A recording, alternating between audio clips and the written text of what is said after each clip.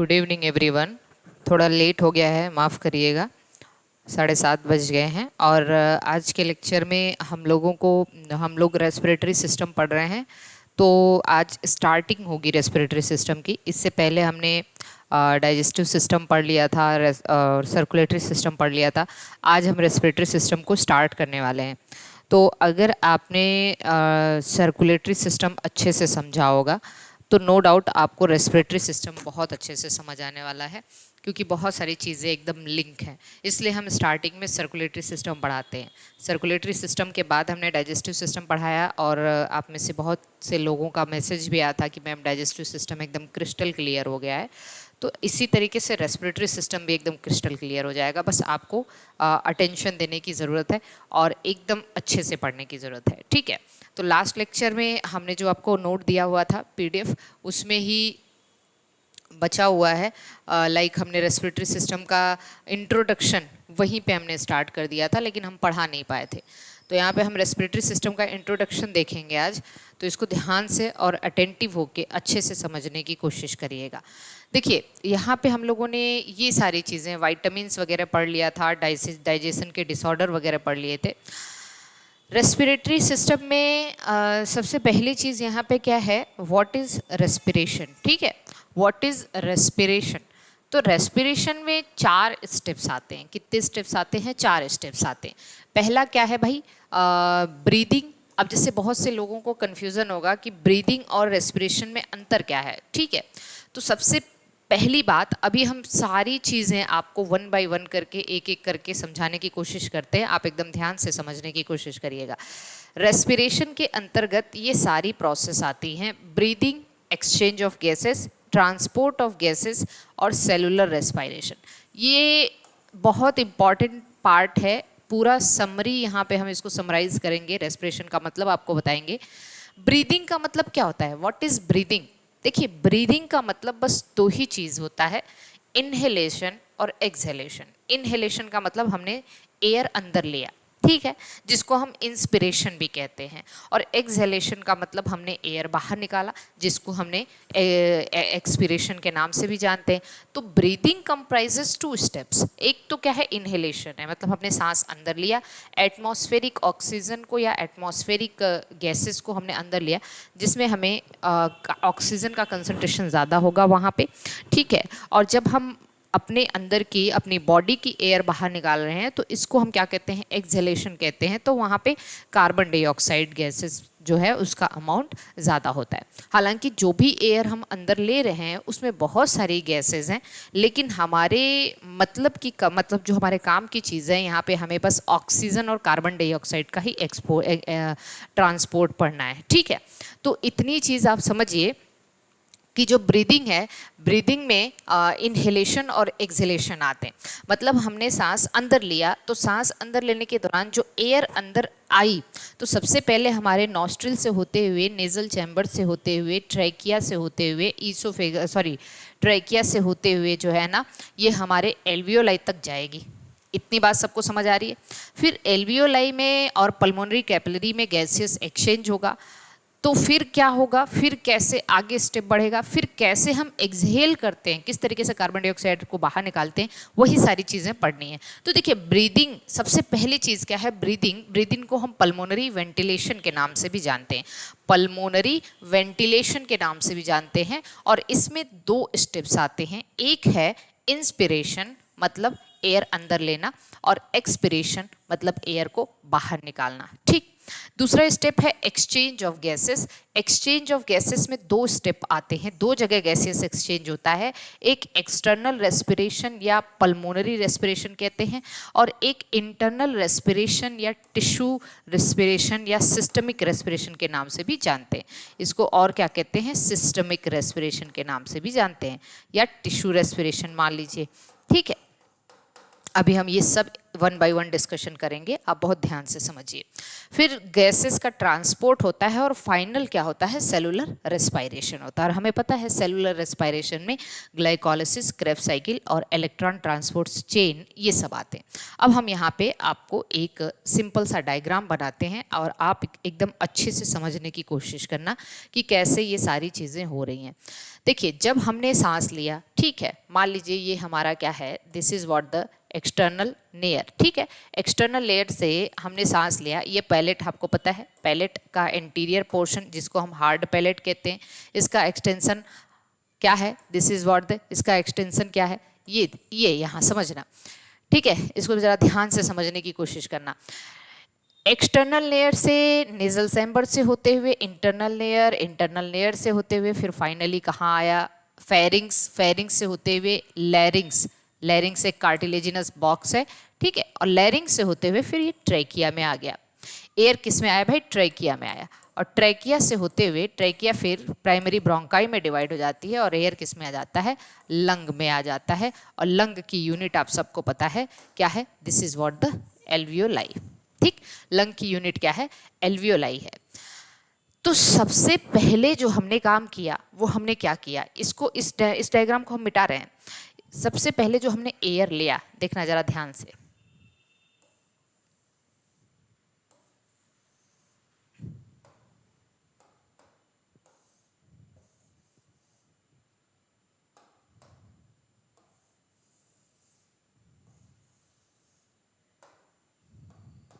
ये देखना जरा, इसको अच्छे से समझिए।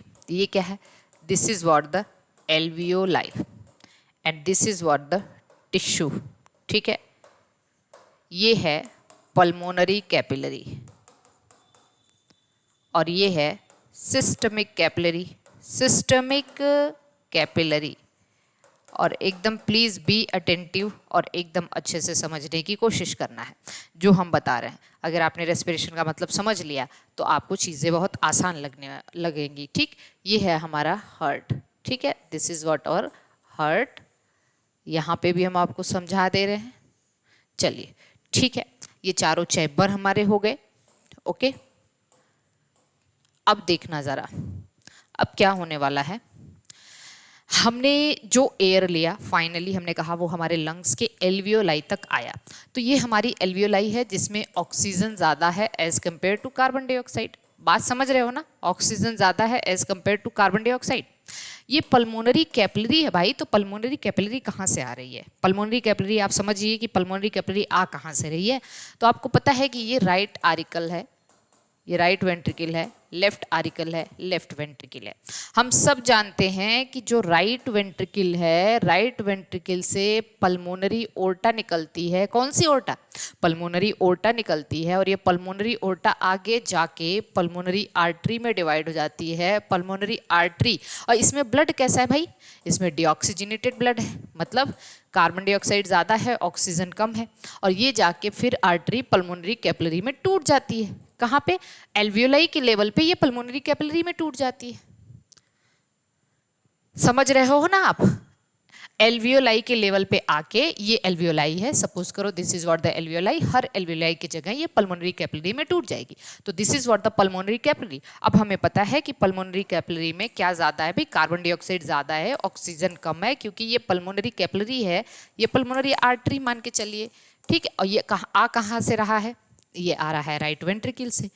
तो सबसे पहला गैसियस एक्सचेंज जो हमने क्या किया, इनहेलेशन, ब्रीथिंग में सबसे पहला स्टेप क्या हुआ, हमने इनहेल किया। तो दूसरा स्टेप क्या बताया हमने आपको, that is the exchange of gases. सबसे पहला एक्सचेंज ऑफ गैसेस कहाँ पे हुआ, between alveoli and pulmonary capillary, between alveoli and pulmonary capillary. Alveoli और पल्मोनरी कैपिलरी में जो गैसेस एक्सचेंज हुआ उसमें क्या हुआ, अब आपको पता है यहाँ कार्बन डाइऑक्साइड ज़्यादा है, यहाँ ऑक्सीजन ज़्यादा है, तो डिफ्यूजन के, सिंपल डिफ्यूजन के थ्रू ऑक्सीजन इसको मिल जाएगा, कार्बन डाइऑक्साइड यहाँ चला जाएगा।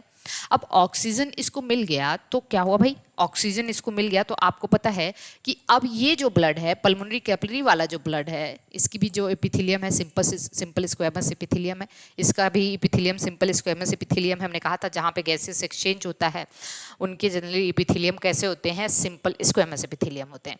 तो अब चलिए देखिए, अब आपको पता है यहाँ से इसने ऑक्सीजन लूज कर दिया, कार्बन डाइऑक्साइड गेन कर लिया, तो यहाँ से तो कार्बन डाइऑक्साइड बाहर, यहाँ देखो इनहेल किया था हमने, क्या किया था, इनहेल किया था, तो इनहेल किया था तो ऑक्सीजन ज़्यादा था as compare to carbon dioxide. अब हम यहाँ से कार्बन डाइऑक्साइड बाहर कर देंगे, एक्सहेल कर देंगे, और एक्सहेल कर देंगे तो कार्बन डाइऑक्साइड ज़्यादा है, ऑक्सीजन कम है इस वाली गैस में, तो ब्रीदिंग कंप्लीट हुआ। लेकिन इस ब्रीदिंग के अंतर्गत हुआ क्या, ब्रीदिंग के अंतर्गत ये हुआ कि अभी क्या है, ऑक्सीजन इसने लूज किया और कार्बन डाइऑक्साइड इसने गेन कर लिया, तो अब ये कैपिलरी रिजॉइन होकर पल्मोनरी वेन बना लेती है। और पल्मोनरी वेन में अब कैसा ब्लड है, पल्मोनरी वेन में ऑक्सीजनेटेड ब्लड लेके जाएंगे, क्योंकि इसमें अब ऑक्सीजन ज्यादा हो गया है और कार्बन डाइऑक्साइड कम।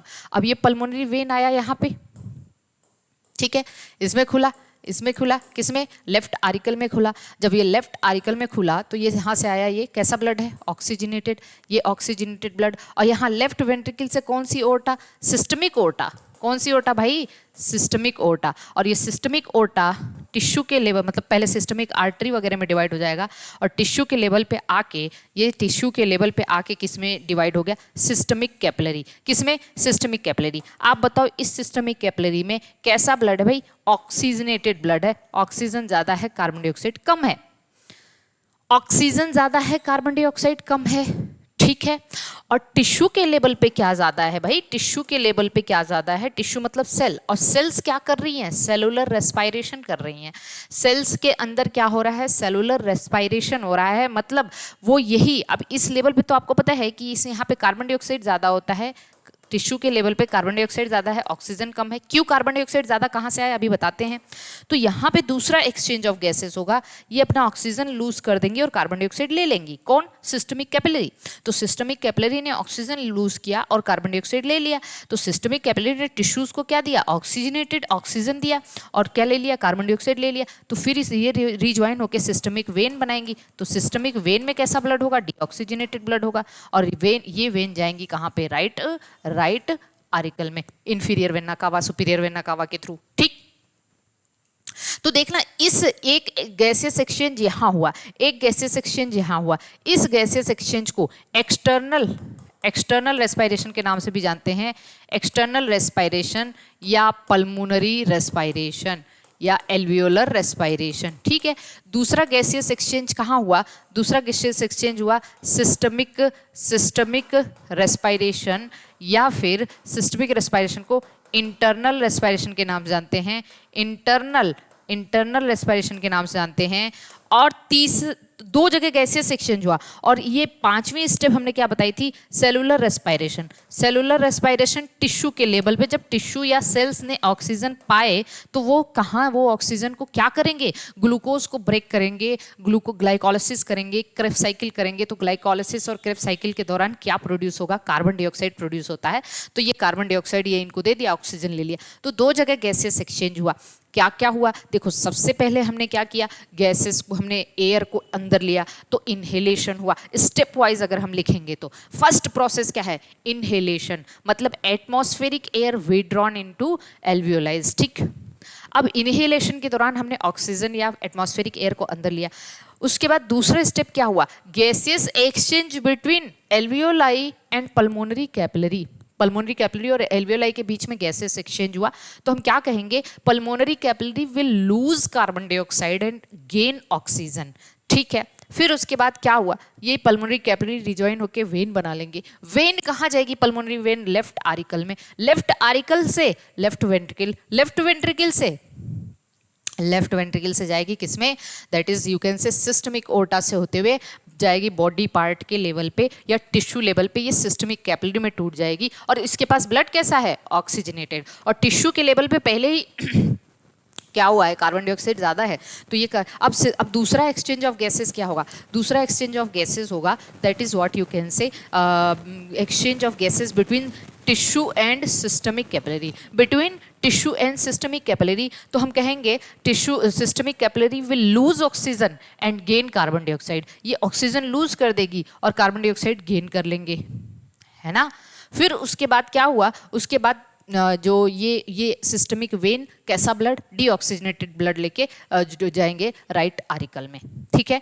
और लास्ट स्टेप क्या है, सेलुलर रेस्पायरेशन। सेलुलर रेस्पायरेशन का मतलब जो ऑक्सीजन टिश्यू ने लिया उसको यूज करके वो ग्लाइकोलाइसिस और क्रेब्स साइकिल अपना परफॉर्म करेगा, और आपको पता है इलेक्ट्रॉन ट्रांसपोर्ट सिस्टम तक होगा, तब जाके उसको हम एरोबिक रेस्पिरेशन के नाम से जानते हैं। तो इतनी सारी चीजें हुई रेस्पिरेशन के अंतर्गत। रेस्पिरेशन के अंतर्गत मतलब पूरा क्या है, रेस्पिरेशन के अंतर्गत ब्रीदिंग आया और एक्सचेंज ऑफ गैसेस आया, ट्रांसपोर्ट ऑफ गैसेस हुआ और सेलुलर रेस्पायरेशन हुआ। बताओ समझ आया कि नहीं? बताओ ब्रीदिंग सबसे पहले हमने क्या लिया, आपके दिमाग में ये पूरा जो है ना सिनेरियो एकदम अच्छे से एकदम फिट हो जाना चाहिए। हमने क्या किया भाई, हमने ऑक्सीजन लिया, ऑक्सीजन लिया, ठीक है, ऑक्सीजन कहाँ आया, हमारे एल्वियोलाई तक आया, या फिर हमने इनहेल किया, हमारे एल्वियोलाई तक आया। एल्वियोलाई में क्या हुआ, एल्वियोलाई के पास में पल्मोनरी कैपिलरी है। आपको ये सोचना पड़ेगा कि पल्मोनरी कैपिलरी आई कहाँ से, पल्मोनरी आर्टरी, और पल्मोनरी आर्टरी में तो भाई डीऑक्सीजनेटेड ब्लड है और एल्वियोलाई में ऑक्सीजनेटेड ब्लड है। तो हम कहेंगे कि जो एल्वियोलाई है वहाँ ऑक्सीजन ज़्यादा है और पल्मोनरी कैपिलरी में ऑक्सीजन कम है, कार्बन डाइऑक्साइड ज़्यादा है, तो pulmonary capillary will lose carbon dioxide and gain oxygen. और ये कार्बन डाइऑक्साइड एक्सहेल कर दिया हमने, सांस लिया हमने और सांस छोड़ा, उसमें आप देख रहे हो यही ब्रीदिंग है। ब्रीदिंग का मतलब बस दो ही चीज़ है, सांस लेना और सांस छोड़ना। लेकिन सांस लिया तो हमें वो दिमाग में आ जाना चाहिए कि वो एयर जाके कहाँ कहाँ से सर्कुलेट करके वो कार्बन डाइऑक्साइड जो हम सांस छोड़ रहे हैं वो यहाँ से होते हुए जा रही है टिश्यू रेस्पिरेशन या सेलुलर रेस्पिरेशन के बाद। मतलब सांस लिया हमने, आप ऐसे कह रह सकते हो, सांस लिया हमने, एयर एल्वियोलाई तक आया और एल्वियोलाई से हम कह सकते हैं गैसेस एक्सचेंज हुआ पल्मोनरी कैपिलरी से, पल्मोनरी कैपिलरी ने कार्बन डाइऑक्साइड लूज किया, ऑक्सीजन गेन किया, ठीक है। उसके बाद पल्मोनरी वेन से होते हुए वो लेफ्ट आरिकल में पहुंचा, लेफ्ट आरिकल से लेफ्ट वेंट्रिकल में गया, लेफ्ट वेंट्रिकल से systemic aorta, systemic aorta systemic capillary, और सिस्टमिक कैपिलरी टिश्यू के लेवल पे यहाँ पे दूसरा गैसेस एक्सचेंज होगा जिसको हम इंटरनल या टिश्यू रेस्पिरेशन के नाम से जानते हैं। तो टिश्यू रेस्पिरेशन और सेलुलर रेस्पिरेशन अलग अलग है। टिश्यू रेस्पिरेशन यहाँ सिस्टमिक कैपिलरी टिश्यू के बीच में हुआ, सिस्टमिक कैपिलरी में ऑक्सीजनेटेड ब्लड है, टिश्यू के पास डीऑक्सीजनेटेड ब्लड है। तो उसने क्या किया, टिश्यू ने, सिस्टमिक कैपिलरी ने ऑक्सीजन लूज करके कार्बन डाइऑक्साइड गेन कर लिया, अब इसने डीऑक्सीजनेटेड ब्लड इसके पास हो गया तो वेन से राइट आर्टिकल में गया, और टिश्यू ने क्या किया, इस ऑक्सीजन का यूज सेलुलर रेस्पिरेशन में किया, ग्लाइकोलाइसिस क्रेब्स साइकिल और इलेक्ट्रॉन ट्रांसपोर्ट सिस्टम में। और ग्लाइकोलाइसिस क्रेब्स साइकिल इन सब की वजह से ही जो है कार्बन डाइऑक्साइड प्रोड्यूस हुआ है। वही कार्बन डाइऑक्साइड इसने गेन किया था, किसने, सिस्टमिक कैपिलरी ने। इतने सारे स्टेप आते हैं अगर आप रेस्पिरेशन को अच्छे से समझते हो तो ये पूरी की पूरी कहानी है रेस्पिरेशन की। ये रेस्पिरेशन का मतलब क्या होता है, बहुत बार हमने देखा है बुक्स में लिखा रहता है प्लांट रेस्पिरेशन। अब हमें वहाँ ये समझ नहीं आता कि जब हम जो पहला टॉपिक हम लोग फोटोसिंथेसिस पढ़ते हैं, दूसरा टॉपिक हम लोग ऐसे ही पढ़ते हैं मिनरल न्यूट्रिशन या सेलुलर रेस्पिरेशन, तो वहाँ पे होते हैं ना प्लांट रेस्पिरेशन। भाई प्लांट रेस्पिरेशन क्या होता है, सेलुलर रेस्पिरेशन ना कह के प्लांट रेस्पिरेशन लिखा रहता है।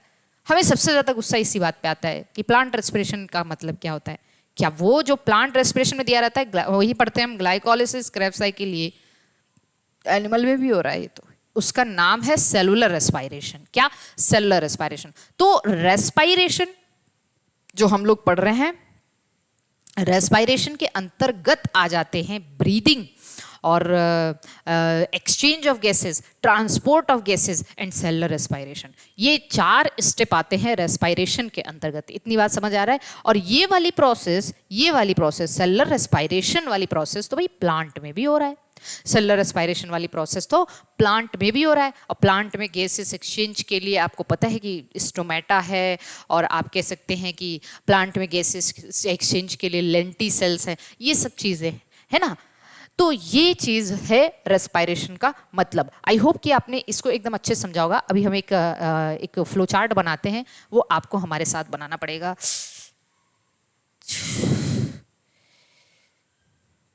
Just a minute.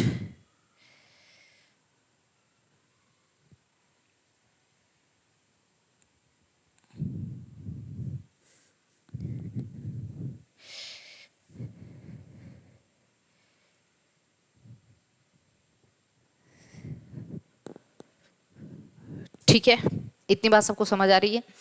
अब देखिए जरा ध्यान से समझने की कोशिश करना। Just a minute. अरे यार,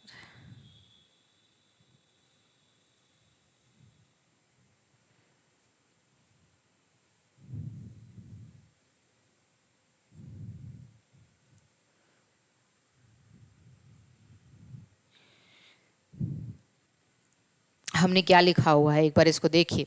एक बार हमने समझाया कि रेस्पिरेटरी सिस्टम में व्हाट इज रेस्पिरेशन। रेस्पिरेशन का मतलब भाई यही चीज़ें हैं, ब्रीदिंग है। ब्रीदिंग में हमने इनहेलेशन किया, एक्सहेलेशन किया, एक्सचेंज ऑफ गैसेस हुआ, मतलब वाया ब्लड, ब्लड के माध्यम से गैसियस एक्सचेंज हुआ। और एक्सचेंज ऑफ गैसेस मतलब दो जगह हुआ, एक एक्सटर्नल रेस्पिरेशन जिसको हम पल्मोनरी या एल्वियोलर रेस्पिरेशन के नाम से जानते हैं, और एक इंटरनल रेस्पिरेशन जिसको हम टिश्यू रेस्पिरेशन के नाम से जानते हैं। फिर गैसेस का ट्रांसपोर्ट हुआ ब्लड से, ये हमने देखा भी कि कैसे कैसे गैसेस कहाँ कहाँ से कैसे कैसे गए। फिर उसके बाद क्या हुआ भाई, सेलुलर रेस्पिरेशन हुआ। इसको अगर हम ऐसे लिखें, स्टेप वाइज लिखें, आप देखिए एक फ्लो चार्ट बना रहे हैं, तो हमने क्या लिखा, सबसे फ्लो चार्ट में सबसे पहले हमने क्या किया, इनहेलेशन किया। हम आपके सामने आपके साथ ये फ्लो चार्ट बनाने की कोशिश कर रहे हैं। तो उसके बाद क्या हुआ, एयर कहाँ पे आ गया, एटमॉस्फेरिक एयर लिखिएगा। एटमॉस्फेरिक एयर कहाँ आ गया, atmospheric air in alveoli,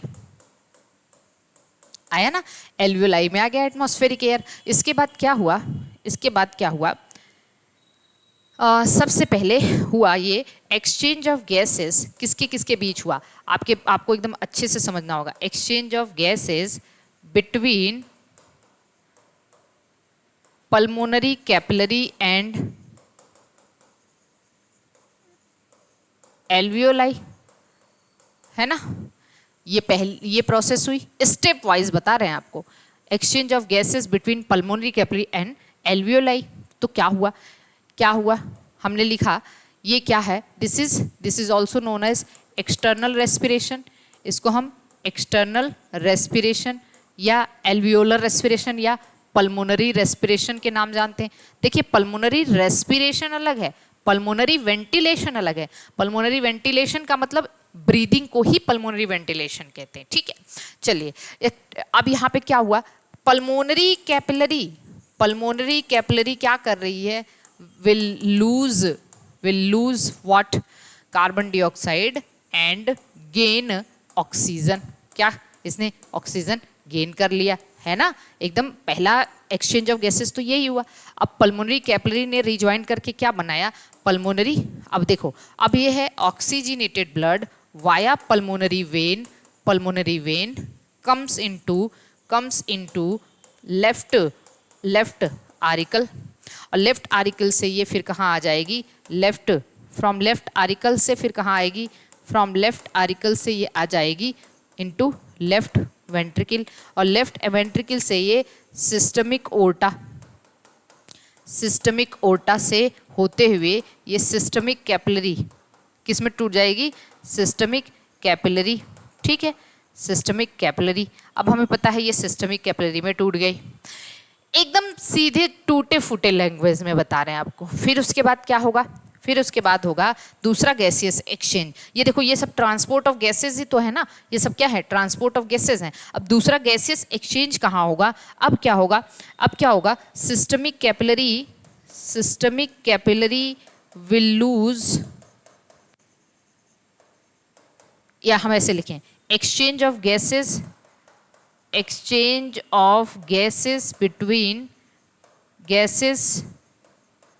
between what, between tissue and systemic capillary। आपके दिमाग में वो आ रहा है ना, उसका पूरा सिनेरियो एकदम होना चाहिए। तो अब बताओ, ये दूसरा गैसियस एक्सचेंज है, पहला गैसियस एक्सचेंज यहाँ था, इसको हमने क्या कहा, इंटरनल रेस्पिरेशन। इसको हमने क्या कहा, इंटरनल रेस्पिरेशन, या फिर इसको हमने क्या कहा, टिश्यू रेस्पिरेशन, या फिर इसी को हमने क्या कहा, टिश्यू रेस्पिरेशन। सेलुलर रेस्पिरेशन अलग चीज़ है, टिश्यू रेस्पिरेशन मतलब गैसेस एक्सचेंज। इसके बाद क्या हुआ भाई, इसके बाद हुआ कि सिस्टमिक कैपिलरी, ध्यान से देखिए, सिस्टमिक कैपिलरी ने क्या किया, हमारे दिमाग में सब चल रहा है ना। सिस्टमिक कैपिलरी लूज ऑक्सीजन, ठीक है, एंड गेन कार्बन डाइऑक्साइड, इसने कार्बन डाइऑक्साइड को गेन कर लिया, ठीक है। और उसके बाद दो चीज़ हुआ कि एक तो यहाँ से हम ये मान के चलते हैं कि पहली चीज़ क्या हुई, दिस ऑक्सीजन, एक्चुअली इसने जो ऑक्सीजन लूज किया है, oxygen used by cells during cellular respiration. तो सेलुलर रेस्पिरेशन के दौरान क्या हुआ, ऑक्सीजन यूज़ किया गया। सेलुलर रेस्पिरेशन मतलब ग्लाइकोलाइसिस, क्रेब्स साइकिल एंड, और इसने क्या रिलीज़ किया, आपको पता है कार्बन डाइऑक्साइड तो रिलीज़ किया हुआ है, ओके। और यहाँ पे दूसरी चीज़ क्या है, systemic capillary lose oxygen and gain carbon dioxide. फिर इसने क्या बनाया भाई, इसने बना लिया सिस्टमिक वेन। सिस्टमिक वेन में कैसा ब्लड है, डीऑक्सीजनेटेड ब्लड। और सिस्टमिक वेन कहाँ गया, राइट आरिकल, राइट आरिकल से राइट वेंट्रिकल, ठीक है, राइट वेंट्रिकल कैसा ब्लड है भाई, डीऑक्सीजनेटेड ब्लड। और राइट वेंट्रिकल से फिर अगेन ये किस में गया भाई, पल्मोनरी ओर्टा में। और हमने शुरुआत यहीं से की थी, पल्मोनरी ओर्टा से। कहाँ से, पल्मोनरी कैपिलरी से शुरुआत की थी। ये पूरी कहानी है जो हम आपको एक बार समझाना चाहते हैं। ये पूरी कहानी है, एक्सचेंज ऑफ गैसेस हुआ, आपको पता है, lose carbon dioxide and gain oxygen. और जो ये कार्बन डाइऑक्साइड लूज किया है वही तो एक्सहेलेशन है, वही फिर हम लोगों के एल्वियोलाई से होते हुए रेस्पिरेटरी ट्रैक्ट से बाहर निकल जाता है। तो ये पूरी की पूरी कहानी है जिसको हमने आपको एकदम तोड़ के बताया, प्रोसेस। आप देख लीजिए, इसको पूरा बताने में हमें जो है ना कितना टाइम लग गया, लगभग 25 मिनट टाइम लग गया। लेकिन एक समरी आपको समझ में आ गया होगा कि रेस्पिरेशन का मतलब क्या है। अब इसी के अंतर्गत होने वाले जो चेंजेस हैं उसको हम लोग पढ़ेंगे। तो एक बार आप इसको देख लीजिए और उसके बाद हम आगे चलते हैं। आपको शायद पूरा ही समझ आ गया होगा कि हमने इनहेलेशन किया, फिर दो जगह गैसेस एक्सचेंज हुए, फिर उसके बाद क्या हुआ, that is you can say transport of gases हुआ ब्लड के माध्यम से। ऐसे ऐसे कहाँ से कौन कौन सी वेन, कौन कौन सी आर्टरी इसमें पार्टिसिपेट की। और तीसरा क्या हुआ, सेलुलर रेस्पिरेशन। अगला क्या हुआ, सेलुलर रेस्पिरेशन हुआ। तो आई होप कि आपको ये पूरा समरी एकदम अच्छे से समझ में आ गया होगा। ठीक, अब आते हैं हम, चलिए इसको मिटा रहे हैं। एक बार इसको पॉज करके देख लीजिए।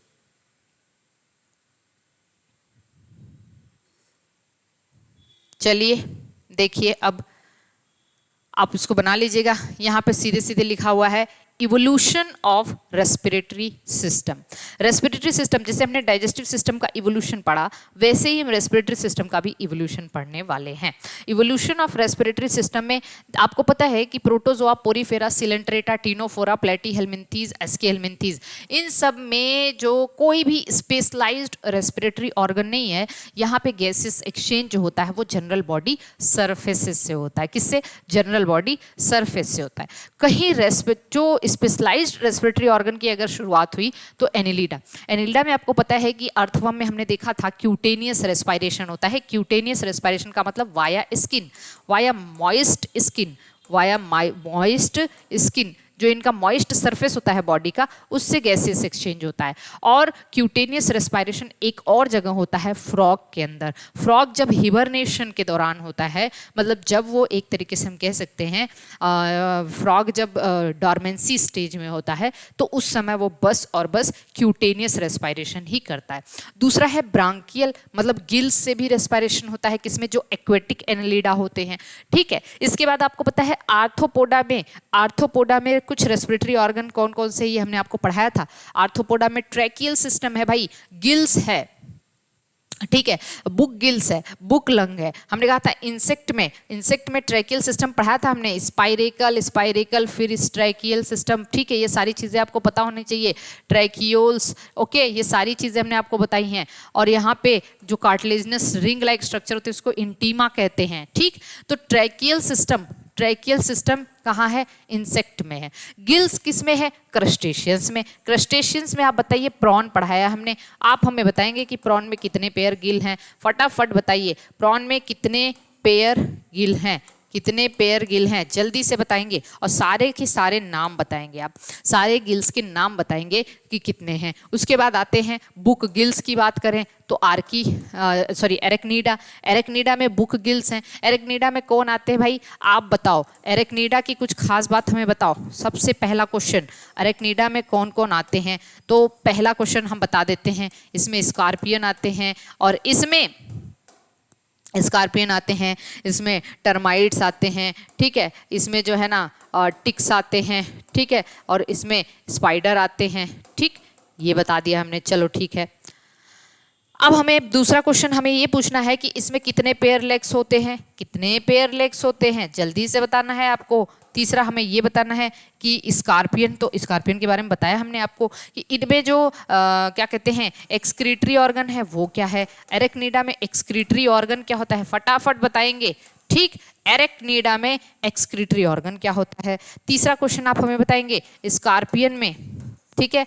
स्कॉर्पियन में कितने पेयर पेडिपाल्प और कितने पेयर चेलिसीरी पाए जाते हैं, ये हमने आपको पढ़ाया है, ठीक, बताया है हमने। एकदम अच्छे से आपको सब कुछ बताना है जितनी चीज़ें हमने आपसे पूछी है। और इनका एक्सक्रीटरी मटेरियल क्या होता है, इनका एक्सक्रीटरी मटेरियल क्या होता है, इनका एक्सक्रीटरी मटेरियल क्या होता है। अब इतना देर तक आपने ये बात तो बता दी होगी, अपने आप को बता रखी होगी कि हाँ हमें ये सब पता है। तो हम आपको बता दें भाई, पेयर ऑफ लेग्स कितने होते हैं, 4 पेयर लेग्स होते हैं, सबको पता होना चाहिए कितना, 4 पेयर। एक्सक्रीटरी ऑर्गन इसका क्या होता है भाई, कॉक्सल ग्लैंड होता है, हमने पढ़ाया था एरेक्निडा में कॉक्सल ग्लैंड होता है। क्रस्टेशियंस में ग्रीन ग्लैंड या एंटीनल ग्लैंड होता है, बताया था एंटीना वाला रीजन जब हमने पढ़ाया था आपको। तो क्रस्टेशियंस में ग्रीन ग्लैंड या एंटीनल ग्लैंड होता है, यहाँ पे कॉक्सल ग्लैंड होता है। इसके एक्सक्रीटरी मटेरियल क्या होते हैं, ग्वानिन होते हैं, इनके एक्सक्रीटरी मटेरियल ग्वानिन होते हैं। 1 पेयर पेडिपाल्प, 1 पेयर चेलिसीरी और 4 पेयर लेग्स पाए जाते हैं इसमें। और बॉडी ओपिस्थोजोमा और क्या बताया था, प्रोजोमा में डिवाइड होती, ठीक है। तो ये चीज हमने आपको एकदम अच्छे से बताई थी। अब आते हैं बुक लंग्स। बुक लंग्स किस में होते हैं भाई, लाइम्यूलस में होते हैं। आप हमें बताओ लाइम्यूलस कहाँ का मेंबर है, लाइम्यूलस कहाँ का मेंबर है, फटाफट बताइए। और इसको और क्या कहते हैं, तो हमने आपको बता दिया, इसको हम किंग क्रैब के नाम से भी जानते हैं, ये एक लिविंग फॉसिल है। इसको हम हॉर्स शू के नाम से भी जानते हैं, ठीक है। इसमें क्या है, गिल्स है, क्या प्रेजेंट है इसमें, gills, sorry book lungs present है। किसमें, इसमें बुक लंग्स प्रेजेंट है। इतनी बात सबको समझ आ रही है, किसी को कोई दिक्कत, किसी को कोई, अरे यार उल्टा हो गया क्या, उल्टा हो गया है, उल्टा हो गया, बुक लंग्स इसमें होना चाहिए, बुक गिल्स इसमें होना चाहिए, उल्टा हो गया थोड़ा, ठीक है। बुक लंग्स यहाँ होना चाहिए, बुक गिल्स इसमें होना चाहिए, ओके। इसको करेक्ट कर लीजिएगा। इसीलिए हम कहते हैं कि बिना क्लास देखे जो है ना चीज़ें थोड़ा सा मिस्टेक हो जाती है। अब आते हैं यहाँ पे, देखिए मोलस्का की बात करें तो मोलस्का में एम्फीबियंस ऑफ एनिमल किंगडम कहते हैं इनको। एम्फीबियंस ऑफ एनिमल किंगडम इसलिए कहते हैं कि ये मोस्टली ये क्या है, क्यूटेनियस मतलब टेनिडियल रेस्पिरेशन भी यहाँ पे होता है। जब ये aquatic mode of life lead करते हैं, जैसे पाइला हमने पढ़ाया था, Pila aquatic mode of life lead करता है, तो एक्वेटिक मोड ऑफ लाइफ में टेनिडियल रेस्पिरेशन होता है। टेनिडिया पढ़ाया था कि नहीं पढ़ाया था, टेनिडिया राइट ब्रांकियल चैम्बर में टेनिडिया प्रेजेंट था, ठीक। और पल्मोनरी सैक किस में होता है, लेफ्ट मेंटल कैविटी में होता है। तो जब ये आप कह सकते हैं कि terrestrial mode of life lead करता है, टेरेस्ट्रियल मोड ऑफ लाइफ बताया भी था, तो उसमें जो राइट स्यूडेपिपोडिया हैं वो क्या बना लेते हैं, सिफॉन बना लेते हैं और वहाँ से गैसेस एक्सचेंज होता है। तो सब याद होना चाहिए, ओके। इकाइनोडर्मेटा में, इकाइनोडर्मेटा में देखिए हमने यहाँ पे लिखा हुआ है, इकाइनोडर्मेटा में एस्टेराइडिया, आफियोराइडिया, इकाइनाइडिया, होलोथेराइडिया और क्रीनाइडिया, इन सब में अलग अलग बताया था हमने। एस्टेराइडिया में डर्मल ब्रांकी या पेपिली होता है ना, यहाँ से रेस्पिरेशन गैसेस एक्सचेंज। और आफियोराइडिया में जेनाइटल बर्सी, इकाइनाइडिया में पेरिस्टोमियल गिल्स, होलोथेराइडिया में क्लोएकल रेस्पिरेटरी ट्री और क्रीनाइडिया में ट्रियोफिट से ही गैसेस एक्सचेंज होता है। हेमिकॉर्डेटा में वाया गिल्स, यूरोकॉर्डेटा में जनरल बॉडी सरफेस या ब्रांकियल बास्केट है, सिफेलोकॉर्डेटा में भी ब्रांकियल बास्केट है, साइक्लोस्टोमेटा में गिल्स, साइक्लोस्टोमेटा में गिल्स क्या क्या आते हैं, साइक्लोस्टोमेटा खास बात बताइए, साइक्लोस्टोमेटा में क्या क्या आते हैं, इसकी 4 खास बात बताएंगे, ठीक है। तो सबसे पहले आपने बताया कि मैम इसमें जो है पेट्रोमाइजोंटिफॉर्मिस और मिक्सिनिफॉर्मिस दो पार्ट हमने आपको बताया था, ठीक है। और हमने कहा था कि जनरली जो है ये कैसे होते हैं, इनका सर्कुलर माउथ होता है, साइक्लो का मतलब ही हो गया सर्कुलर माउथ, लेकिन सक्टोरियल माउथ होता है। कैसा, सक्टोरियल माउथ, सक्टोरियल माउथ, सक्टोरियल माउथ होता है। और ये सेंगीवोरस होते हैं, एक्टोपैरासाइट होते हैं फिशेस पे, ये क्या होते हैं, सेंगीवोरस होते हैं, एक्टोपैरासाइट होते हैं फिशेस पे। और इसके अलावा हमने आपको ये भी बताया था कि इनमें इंटेस्टाइन में टिफ्लोसोल पाया जाता है। क्या पाया जाता है, इंटेस्टाइन में टिफ्लोसोल पाया जाता है। और ये मोनोराइनस होते हैं, मोनोराइनस, वेरी वेरी आईएमपी, मोनोराइनस का मतलब केवल एक ही नॉस्ट्रिल पाया जाता है। जैसे हम लोग डाईराइनस हैं, 2 नॉस्ट्रिल है एक्सटर्नल लेयर, लेकिन इनमें एक ही नॉस्ट्रिल पाया जाता है, मोनोराइनस होते हैं। पेट्रोबाइजॉन को हम लोग लैम्प्रे, लैम्पर ईल या सैंडप्राइट के नाम जानते हैं। मिक्साइन को हम लोग हेजफिश के नाम से जानते हैं। तो ये कहानी है किसकी, साइक्लोस्टोमेटा की। आते हैं हम फिशेस में, तो फिशेस में क्या है, फिशेस में तो गिल से ही होता है भाई। गिल्स 2 तरीके की, एक इंटरनल गिल और एक एक्सटर्नल गिल। एक्चुअली जो बोनी फिशेस है ना, उनमें इंटरनल गिल, और आपको हमने बताया भी था कि बोनी फिशेस में ऑपरक्यूलम होता है और एक्सटर्नल गिल क्यों कहते हैं? क्योंकि यहाँ पे ऑपरक्यूलम एक्चुअली नहीं होता। तो बोनी फिशेस में इंटरनल गिल है और एक्सटर्नल गिल किस में है? कार्टिलेजिनस फिशेस में है, साइक्लोस्टोम्स में है, टैडपोल में है। ठीक, एम्फीबियंस में अगर हम देखें तो यहाँ से जो है ना लंग्स एक्चुअली स्टार्ट हो जाता है एम्फीबियंस से, लंग्स एक्चुअली स्टार्ट हो जाता है एम्फीबियंस में। लेकिन एम्फीबियंस में भी 3 तरीके के मोड ऑफ रेस्पिरेशन पाए जाते हैं। जो इनके टैडपोल लार्वा है वो तो गिल से रेस्पिरेशन करते हैं, और जब ये हम कहेंगे डॉर्मेंसी स्टेज में होते हैं तब ये क्यूटेनियस रेस्पिरेशन करते हैं। क्या? Cutaneous respiration. और लंग्स भी है जो है इनमें पल्मोनरी रेस्पिरेशन के लिए लंग्स भी रिस्पॉन्सिबल है। तो एम्फीबियंस जो है ना वो 3 मोड्स ऑफ रेस्पिरेशन शो करते हैं। इसके अलावा अगर हम रेप्टाइल्स की बात करें, भाई रेप्टाइल्स की बात करें तो रेप्टाइल्स में भी क्या है? लंग्स है। ठीक है, इसके अलावा अगर हम एबीज की बात करें तो एबीज में हमने आपको बताया था लंग्स के साथ साथ एयर सैक्स भी हैं। क्या है? एयर सैक्स भी हैं, और एयर सैक्स हमने बताया था 9 है। ठीक है, 9 है। प्लीज़ एकदम अच्छे से 5 टाइप्स के हैं। क्या है? 5 टाइप्स के हैं। आप हमें बताओगे कि इसमें से अनपेयर्ड कौन है। इसमें 5 तरीके के होते हैं जिसमें अनपेयर्ड कौन है। और फिर मैमल की बात ही अलग है। मैमल में आपको पता है लंग्स। ठीक है, तो ये हो गया पूरा इवोल्यूशन ऑफ रेस्पिरेटरी सिस्टम। क्या हो गया? Evolution of respiratory system. पूरा हमने एकदम स्टार्टिंग से लेके अंत तक आपको बताया कि कैसे रेस्पिरेटरी सिस्टम का इवोल्यूशन हुआ, किसमें कैसा कैसा रेस्पिरेटरी सिस्टम पाया जाता है। आई होप कि आपको एकदम अच्छे से चीज़ें समझ में आ गई होंगी, इसमें किसी को कोई कन्फ्यूज़न नहीं होना चाहिए अभी तक। क्योंकि देखिए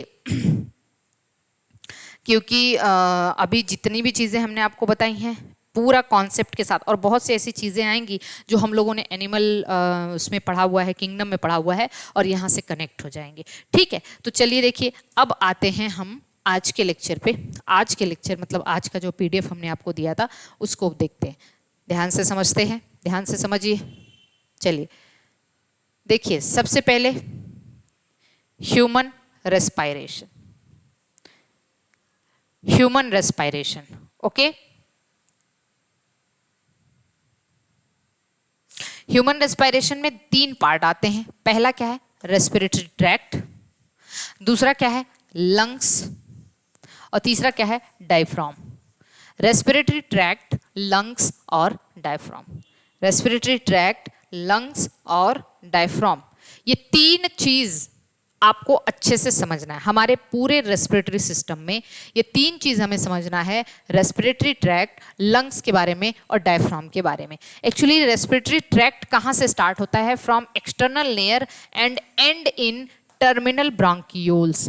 ठीक है, एकदम एक्सटर्नल लेयर से स्टार्ट होके टर्मिनल ब्रांकियोल तक, किसमें? या रेस्पिरेटरी ब्रांकियोल तक मान के चलिए। जो लंग्स है, लंग्स की यूनिट क्या है? एल्वियोलाई है, और हमारे लंग्स में लगभग 300 मिलियन एल्वियोलाई पाए जाते हैं। कितने? 300। दोनों लंग्स मिला के लगभग 300 मिलियंस एल्वियोलाई होते हैं। क्या होते हैं? 300 मिलियन एल्वियोलाई। डायफ्राम एक्चुअली क्या है? Diaphragm separate thoracic cavity from abdominal cavity. जैसे हमने कहा था ये हमारी थोरेसिक कैविटी है, और थोरेसिक कैविटी को एब्डोमिनल कैविटी से सेपरेट करने वाला डायफ्राम है। तो ये थोरेसिक कैविटी हमारी, और इधर हमारी एब्डोमिनल कैविटी है, और इन दोनों को सेपरेट करने वाला क्या है? This is diaphragm. डायफ्राम एक, जैसे मेरा ये थोरेसिक कैविटी है तो एकदम पूरा ऐसा सी शेप्ड स्ट्रक्चर है डायफ्राम। ठीक है, पूरा राउंड, सी शेप नहीं कह सकते आप, पूरा राउंड स्ट्रक्चर है डायफ्राम। ठीक है, और ये हमारे थोरेसिक कैविटी को एब्डोमिनल कैविटी से सेपरेट करता है। इतनी बात सबको समझ आ रही है? इसके बाद हम आते हैं नेक्स्ट।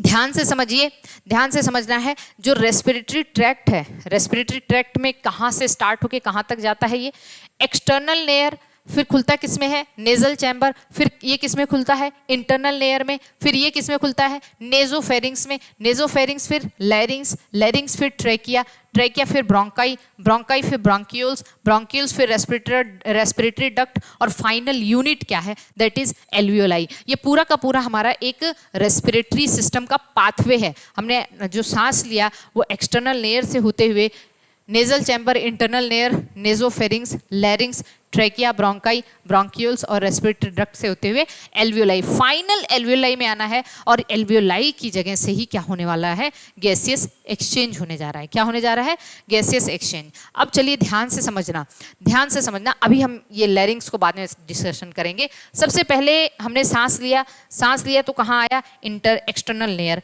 एक्सटर्नल लेयर से ये नेजल चैम्बर में गया, किस में गया, नेजल चैम्बर में गया। नेजल चैम्बर, अब आपको पता है हमारा ये एक्सटर्नल लेयर है। एक्सटर्नल लेयर जो है, समझिए कि जैसे हमने ये एक ह्यूमन बना दिया, और एक्सटर्नल लेयर की अगर हम बात करें, एक्सटर्नल लेयर से, भाई देखो हमारा डायग्राम सेक्शन बड़ा पुअर है। ये है एक्सटर्नल लेयर, एक्सटर्नल लेयर, और एक्सटर्नल लेयर से ये क्या है, ये पैलेट है। पैलेट आपको पता है कि नेजल चैम्बर और ओरल चैम्बर को सेपरेट करता है। और यहाँ से कहाँ आ गया, ये इंटरनल लेयर, इंटरनल लेयर में आ गया। तो बीच का ये जो कैविटी था, इसको हमने क्या कहा, नेजल कैविटी। जो नेजल चैम्बर है या नेजल कैविटी है, उसमें भी ना 3 पार्ट होते हैं, 3 पार्ट, ये 3 पार्ट है। पहला पार्ट जो होता है वेस्टिबुलर पार्ट, दूसरा रेस्पिरेटरी पार्ट और तीसरा ऑल्फैक्टरी पार्ट। आपने कभी सोचा कि हमारा नोज एक्सटर्नल लेयर से इंटरनल लेयर की बीच की दूरी इतनी ज़्यादा क्यों है? नेजल चैम्बर होने का बेनिफिट क्या है, या क्यों नेजल चैम्बर प्रेजेंट है? तो उसका रीज़न यही है कि इसमें 3 पार्ट होता है, वेस्टिबुलर पार्ट, रेस्पिरेटरी पार्ट और ऑल्फैक्टरी पार्ट। एक्चुअली जो वेस्टिबुलर पार्ट होता है, मान लीजिए कि ये वाला पार्ट, स्टार्टिंग वाला पार्ट, वेस्टिबुलर पार्ट किसके लिए होता है? जब हम सांस लेते हैं तो इसमें जितने भी माइक्रो ऑर्गेनिज्म हैं, डस्ट पार्टिकल हैं, यहाँ के म्यूकस से ट्रैप कर लिए जाते हैं। किससे? म्यूकस से ट्रैप कर लिए जाते हैं, ताकि जो एयर लंग्स में जाए वो फ्रेश एयर जाए। कैसी एयर जाए? फ्रेश एयर जाए, ताकि लंग्स में जो है ना, आप कह सकते हैं कि जो एयर है उसमें डस्ट ना हो और उसमें माइक्रो ऑर्गेनिज्म ना हो। ठीक, तो आप बताइए कि ये वेस्टिबुलर पार्ट ट्रैप डस्ट या माइक्रो ऑर्गेनिज्म।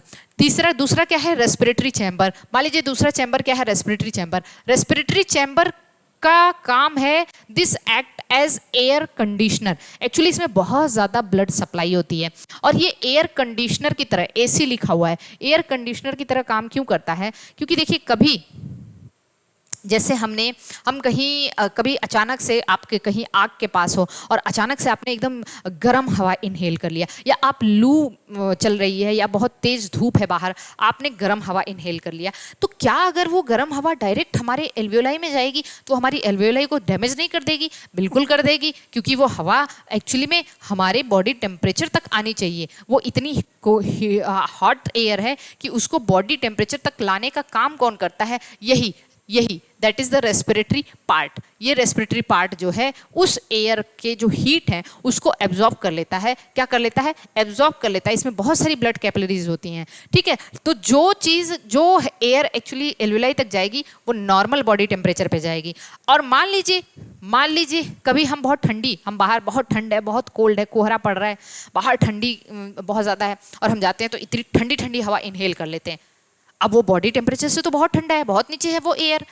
उस वक्त भी क्या होगा? उस वक्त भी ये उसको बॉडी टेम्परेचर तक लाने का काम करेगा। जो उसके पास इतने ज़्यादा ब्लड वेसल्स या ब्लड कैपिलरीज हैं, वो वहाँ से उसको हीट देके उस एयर को नॉर्मल बॉडी टेम्परेचर तक लाके तब लेके जाएंगे, तब जाके वो एयर जो है हमारे एल्वियोलाई तक पहुँचेगी। क्योंकि अगर इतनी ठंडी हवा हमारे एल्वियोलाई में पहुँच गई, तब तो हमें इन्फेक्शन हो जाएगा, न्यूमोनिया हो जाएगा, ठीक है ना। तो ये जो चैम्बर है, कौन? रेस्पिरेटरी पार्ट, वो एयर कंडीशनर का काम करता है। और जो सबसे आखिरी पार्ट है ऑल्फैक्टरी चैम्बर, ऑल्फैक्टरी से सूंघने से मतलब होता है, उसमें निडेरियन मेम्ब्रेन होता है। वो एक संवेदी अंग है, या एक हम कह सकते हैं कि सेंसरी ऑर्गन है, निडेरियन मेम्ब्रेन, जो कि स्मेल के लिए रिस्पॉन्सिबल होता है। किसके लिए? स्मेल के लिए रिस्पॉन्सिबल होता है। तो ये 3 पार्ट हो गए किसके? नेजल चैम्बर के।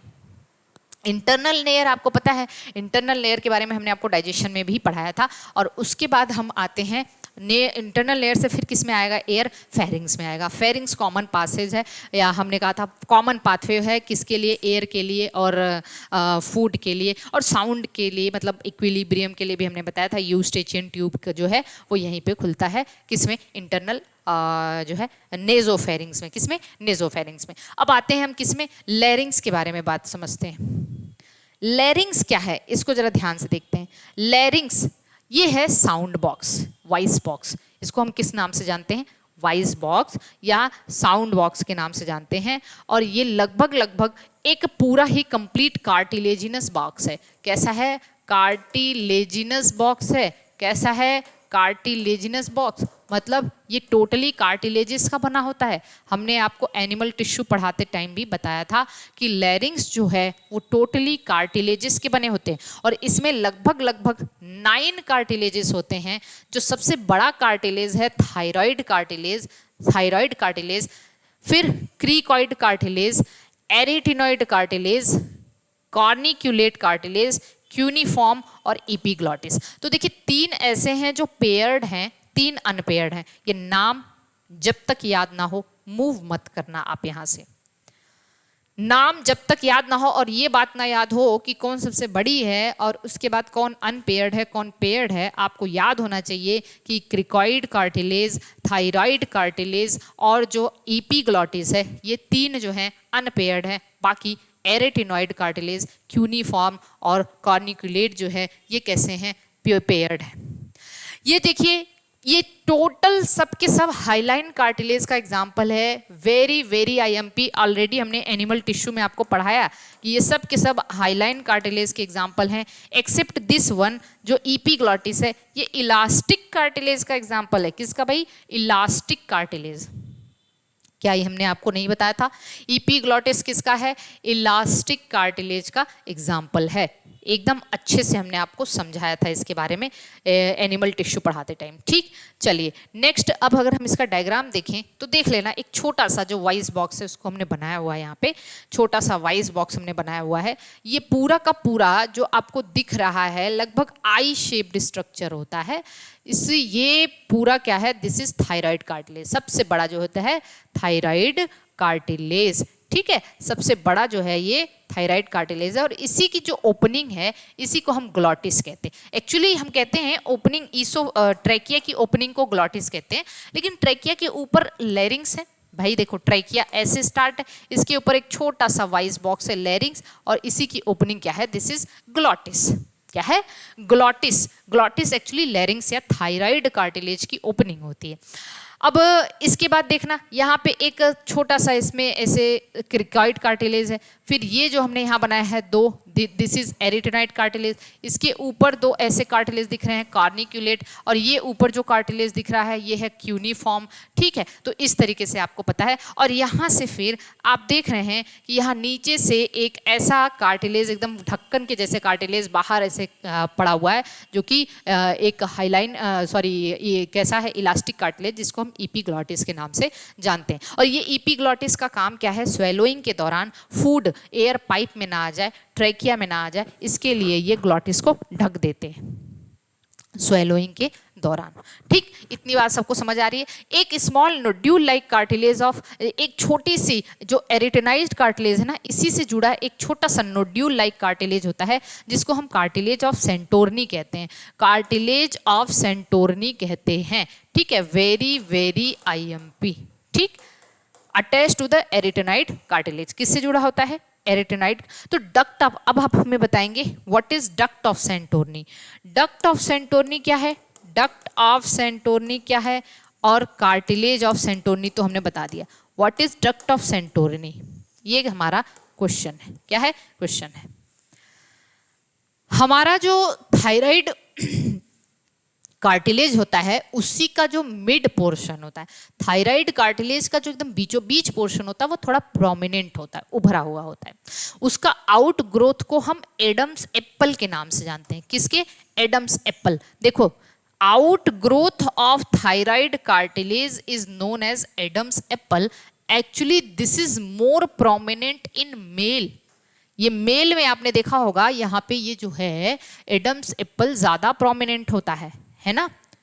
तो ये एक सेकेंडरी सेक्सुअल कैरेक्टर भी है। क्या है? सेकेंडरी सेक्सुअल कैरेक्टर भी है। टेस्टोस्टेरोन हार्मोन की प्रेजेंस में ये इसका डेवलपमेंट होता है। तो आप कह सकते हैं कि आउटग्रोथ ऑफ इसी थायराइड कार्टिलेज का आउटग्रोथ को हम एडम्स एप्पल के नाम से जानते हैं। तो लैरिंग्स की कहानी, लैरिंग्स इज टोटली कार्टिलेजिनस बॉक्स। ठीक है, 9 कार्टिलेजेस पाए जाते हैं। कितने? 6 तरीके के, 3 पेयर्ड और 3 अनपेयर्ड। इतनी बात सबको समझ आनी चाहिए। और जिसमें से इलास्टिक एपिग्लॉटिस को छोड़ के बाकी सब हाईलाइन कार्टिलेज होते हैं। एपिग्लॉटिस इलास्टिक कार्टिलेज होता है। लैरिंग्स कंटेन्स वोकल कार्ड। जब आप इसका ये वेंट्रल व्यू देखेंगे लैरिंग्स का थायराइड कार्टिलेज के अंदर ही, तो इसमें कुछ वोकल कार्ड आपको दिखाई देते हैं। क्या दिखाई देते हैं? Vocal card. एक्चुअली एक वोकल कार्ड होता है थोड़ा एक्सटर्नल साइड में होता है, एक थोड़ा इंटरनल साइड में होता है। तो देखिए लैरिंग्स के अंदर ही क्या होता है? वोकल कार्ड होते हैं। वोकल कार्ड किसके लिए रिस्पॉन्सिबल है भाई? Sound production. साउंड जो हम बोल रहे हैं, वो जो साउंड निकल रही है, फोनेशन कहते हैं इसको, वो वोकल कार्ड उसके लिए रिस्पॉन्सिबल है। तो साउंड प्रोडक्शन के लिए वोकल कार्ड रिस्पॉन्सिबल है। वोकल कार्ड एक्चुअली दो होता है, एक सुपीरियर, देखना जरा, जो सुपीरियर है पहले है, ऊपर है, और उसको हम क्या कहते हैं? False vocal card. एक इंफीरियर होता है, उसको हम ट्रू वोकल कार्ड कहते हैं। एक्चुअली जो ट्रू वोकल कार्ड है वो फोनेशन के लिए रिस्पॉन्सिबल था, साउंड प्रोडक्शन के लिए ट्रू वोकल कार्ड रिस्पॉन्सिबल होता है। और जो फाल्स वोकल कार्ड है, देयर इज नो फोनेशन, इससे साउंड प्रोड्यूस नहीं होता। अब ये क्या है? साउंड कैसे प्रोड्यूस होता है? देखिए जरा, साउंड कैसे प्रोड्यूस होता है। जब हम ट्रू वोकल कार्ड का हम एक सेक्शन लेते हैं, तो जब हम ट्रू वोकल कार्ड का एक सेक्शन लेंगे तो इसमें आपको इस तरीके से, मान लीजिए ये ट्रू वोकल कार्ड है, इसका हमने सेक्शन लिया, तो हमें ये क्या दिखाई देता है? This is what the vocal card. Vocal card अगर हमने कट किया, सेक्शन दिखाई दिया, तो जब आप वोकल कार्ड देखेंगे, ऐसे हमने पूरा सेक्शन कट किया, तो ऐसे वोकल कार्ड होता है। वोकल कार्ड के बीच में जो स्पेस है, इस स्पेस को हम रिम्मा ग्लॉटाइडिस के नाम जानते हैं। किसके नाम जानते हैं? रिम्मा ग्लॉटाइडिस के नाम से जानते हैं। एक्चुअली जब हम एक्सहेल, हम देखिए साउंड प्रोडक्शन का मतलब क्या है? साउंड हम बोल रहे हैं, बोल कब रहे हैं? जब हम सांस छोड़ रहे हैं। सांस छोड़ रहे हैं तो वही एयर जाके इस वोकल कार्ड से टकराती है, तो साउंड प्रोड्यूस है। हम कभी सांस लेने के वक्त बोल नहीं पाते। क्या आप सांस लेते वक्त बोल सकते हो? नहीं ना। हम जो बोल रहे हैं, आप भी बोल के देखिए, तो उस वक्त हम एक्सहेल कर रहे होते हैं। ये क्वेश्चन अभी टीजीटी में पूछा गया था कि sound production occurs during inhalation, exhalation, both, none, ऐसे करके ऑप्शन आया हुआ था। तो आपको पता है कि जब हम बोल रहे होते हैं तो उस वक्त ये जो है, ये वोकल कॉर्ड वाइब्रेट करता है। क्या करता है? वोकल कॉर्ड वाइब्रेट करता है और साउंड प्रोडक्शन होता है। हम कभी इनहेलेशन, क्योंकि इनहेलेशन के दौरान फाल्स वोकल कॉर्ड वाइब्रेट होता है, तो साउंड प्रोडक्शन नहीं हो पाता, फोनेशन नहीं हो पाता। इतनी बात आपको याद रखना है। जो रिम्मा ग्लॉटाइडिस है, ये जो स्पेस है, ये नैरोवर होता है किसमें? चाइल्ड और फीमेल में। फीमेल में ये स्पेस नैरोवर, अब क्योंकि यहीं से फिर एयर होके गुजरनी है, तो ये स्पेस जो नैरो होता है, बहुत नैरो होता है, तो इसलिए जो बच्चों और महिलाओं की या लेडीज़ की जो आवाज़ होती है वो हाई पिच्ड होती है। हाई पिच्ड का मतलब जानते हैं, वो शार्प आवाज़ होती है, ठीक है, पतली आवाज़ जिसको कह सकते हैं। और जो इसमें जो रिम्मा ग्लॉटाइडिस है स्पेस है, वो मेल में वाइडर होता है, इसलिए मेल की जो आवाज़ होती है वो भारी होती है। भारी मतलब लो पिच्ड। आप बताओ हमें, हर्ट साउंड हमने बताया था, फर्स्ट हर्ट साउंड S1 और S2, एक था लब, ठीक है, और एक था डप। आप हमें बताओ इसमें कौन लो पिच्ड है, कौन हाई पिच्ड है? कौन लो पिच्ड है, कौन हाई पिच्ड है? बता दिया आपने। हम बताएं इसको भाई, देखो लब से लो पिच्ड, ठीक है ना। बब, इसमें हमने कहा था ये लो पिच्ड है, ये भारी होती है और ये बड़ी शार्प होती है, इसकी इंटेंसिटी ज़्यादा होती है, ठीक। डप, तो ये हाई पिच्ड है और ये लो पिच्ड है, ओके, ये भारी आवाज़ होती है लब। और लब फर्स्ट हर्ट साउंड किसके कब प्रोड्यूस होता है? आपके एकदम दिमाग में सारी चीज़ें होनी चाहिए। फर्स्ट हर्ट साउंड कब प्रोड्यूस होता है? Due to closure of AV valve, A for apple, A for first, first. Second heart sound कब प्रोड्यूस होता है? Second, S, due to SLB valve, S for second, S for second, ठीक है। Second heart sound S for SLB valve, okay. तो जो heart beat है, मतलब जो हर्ट साउंड है, फर्स्ट हर्ट साउंड, सेकेंड, हमेशा वॉल्व के क्लोजर से प्रोड्यूस होता है। वॉल्व के ओपनिंग से कोई हर्ट साउंड नहीं प्रोड्यूस होता है, ये याद रखना। तो देखो ये कहानी है, साउंड प्रोडक्शन अकर्स ड्यूरिंग या फोनेशन अकर्स ड्यूरिंग एक्सहेलेशन, ठीक। तो ये लैरिंग्स की कहानी थी। अब हम आते हैं किसमें? That is what you can say trachea. लैरिंग्स के बाद कौन आया? ट्रेकिया। तो अगर हम ट्रेकिया की बात करें तो भाई ट्रेकिया को हम एयर पाइप के नाम से जानते हैं, 10 से 12 सेंटीमीटर। और ट्रेकिया किधर है? लेटरल वेंट्रल साइड में है। ट्रेकिया के पीछे क्या है? ईसोफेगस है। ट्रेकिया पहले है, ईसोफेगस इसके बाद है, ये बात आपको पता होनी चाहिए। Contain C shaped incomplete cartilaginous ring, मतलब इसमें ऐसे सी शेप्ड इनकम्प्लीट, मतलब जैसे ये ट्रेकिया है तो सी शेप्ड ऐसे, मतलब सी इधर इधर होगा, इधर खाली होता है, इधर खाली होता है, इधर इधर जो आगे की तरफ सी मतलब कंप्लीट होता है कार्टिलेजिनस रिंग, पीछे की तरफ खाली होता है, तो इनकम्प्लीट कार्टिलेजिनस रिंग पाया जाता है। और trachea divides into primary bronchi at the level of fifth thoracic vertebrae. अब जरा ध्यान से समझना, मान लीजिए हमने आपके सामने एक डायग्राम ड्रॉ किया है, बहुत अच्छे से समझना। हमारी वर्टिब्री है, वर्टिब्री आपको पता है सबसे पहले नेक रीजन में क्या स्टार्ट होता है? सर्वाइकल। सर्वाइकल 7 है, थोरेसिक क्या है? थोरेसिक कितना है? 12 है। सर्वाइकल, थोरेसिक, लंबर, सैक्रल और कॉक्सिक्स 5 है ना। अरे भाई सुनिए मेरी बात ध्यान से, सर्वाइकल सबसे पहले, सर्वाइकल, थोरेसिक, फिर लंबर, फिर सैक्रल, फिर कॉक्सीजियल, है ना। तो नेक रीजन में हमारी जो वर्टिब्री हैं, पीछे वर्टिब्रल कॉलम, नेक रीजन में सर्वाइकल है और फिर उसके बाद आ जाता है थोरेसिक। तो जो फिफ्थ थोरेसिक वर्टिब्री है, फिफ्थ थोरेसिक वर्टिब्री पीछे है और उसी के लेवल पे ट्रेकिया डिवाइड हो जाती है। तो अगर ट्रेकिया जो है एयर पाइप है वो आगे चल के किस में डिवाइड होगी? प्राइमरी ब्रोंकाई में, और 2 प्राइमरी ब्रोंकाई में डिवाइड होगी। 2 प्राइमरी ब्रोंकाई में डिवाइड होगी तो कहाँ डिवाइड होती है? At the level of fifth thoracic vertebrae. This is very very IMP, हमने यहाँ पे लिखा हुआ है ट्रेकिया कहाँ डिवाइड होती है? Divide into primary bronchi at the level of fifth thoracic vertebrae, ठीक है। स्यूडो स्ट्रेटिफाइड एपिथेलियम इसमें पाया जाता है, जिसमें कि जो है यहाँ पे भी गोबलेट सेल पाए जाते हैं और ये गोबलेट सेल म्यूकस प्रोड्यूस करते हैं। और ये म्यूकस जो है ना, ये म्यूकस हम कह सकते हैं कि ये जो वहाँ पे आप कह सकते हैं कि डस्ट वगैरह है उसको लेके बाहर निकल जाता है। ये हम आपको एक्सक्रीटरी सिस्टम में पढ़ाएंगे, ये चीज़ कैसे म्यूकस बाहर आ जाता है, ठीक है। जब हम एक्सक्रीटरी सिस्टम पढ़ेंगे तो वहाँ मस्कुलर सिस्टम पढ़ेंगे, लोकोमोशन एंड मूवमेंट, तो वहां पे पढ़ाएंगे, ठीक। इतनी बात समझना। तो चलिए देखिए, अब हमें पता है, हम इतनी बात तो हमें समझ आ गई कि ट्रेकिया आगे चल के ब्रोंकाई फिर ब्रोंक्यूल्स फिर किसमें? That is you can say terminal bronchiole, respiratory duct और एल्विलाई, ऐसे ये पूरा रेस्पिरेटरी ट्री है। अब हम थोड़ा सा कनेक्शन देख लें, ट्रेकिया, ब्रोंकाई, ब्रोंक्यूल्स, लंग्स और एल्वियोलाई कैसे होता है। तो हम ये आपको डायग्राम बना के बताना चाहते हैं, कहीं स्पेस हो तो हम डायग्राम बनाएं। चलिए स्पेस यहाँ है, मान लीजिए, देखिए बहुत ध्यान से समझिए। मान लीजिए कि ये है, this is what the larynx, ये है हमारा लैरिंग्स, ये ऊपर ऐसे, ठीक है, ये लैरिंग्स एपिग्लॉटिस, ये, और लैरिंग्स के बाद ये ट्रेकिया है, ठीक। ये ट्रेकिया में सी शेप्ड कार्टिलेजिनस रिंग है।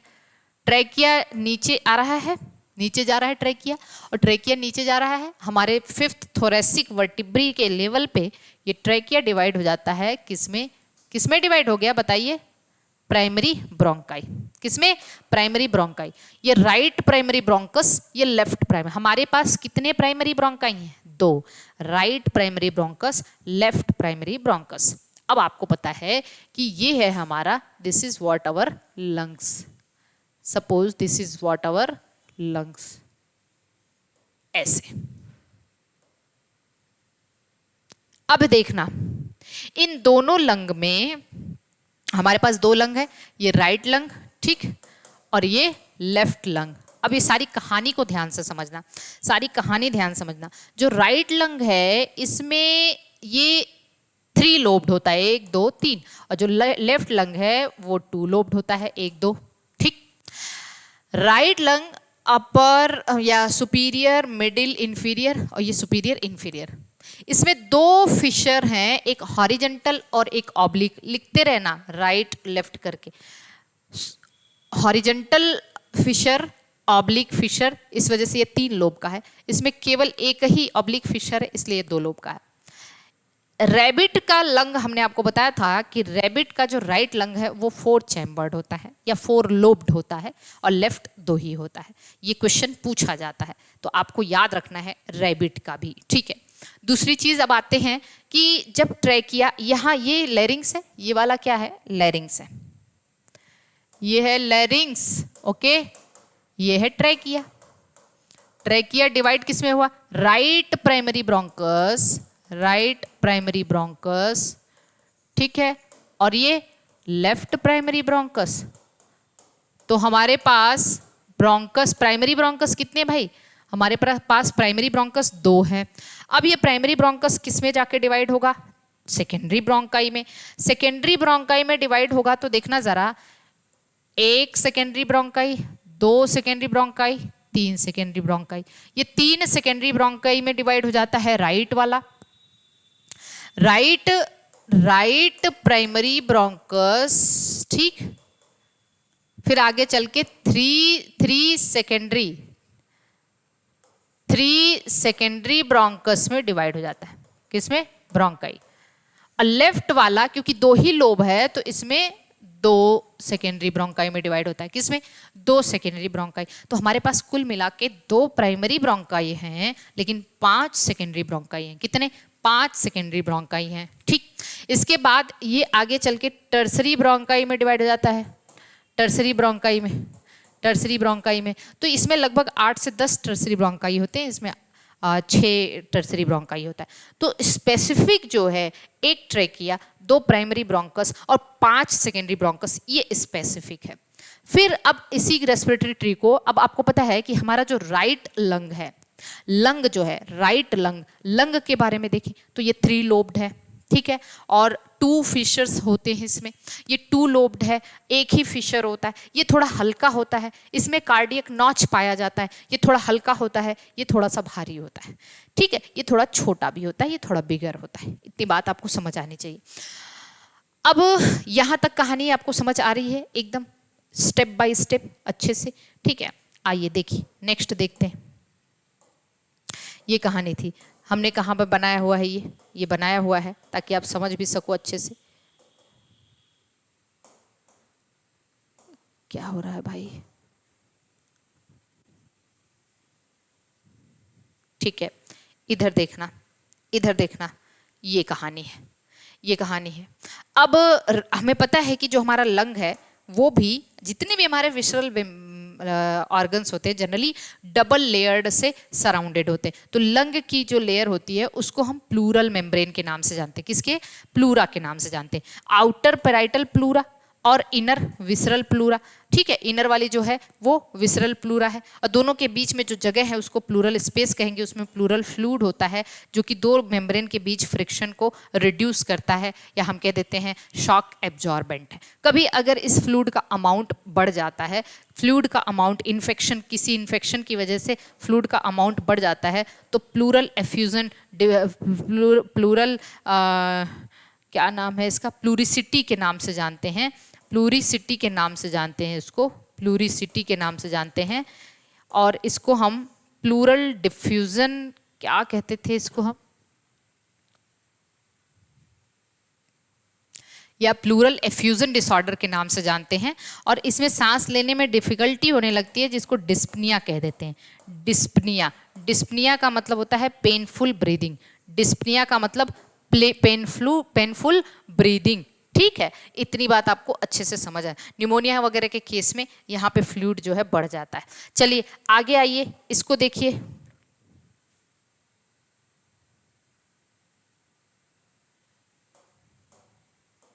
ये पूरी कहानी है। ये देखिए, अब हम रेस्पिरेटरी ट्री को बनाने की कोशिश किए हैं यहाँ पे, ताकि आप एकदम अच्छे से समझ जाओ, आपको कोई कंफ्यूजन ना हो।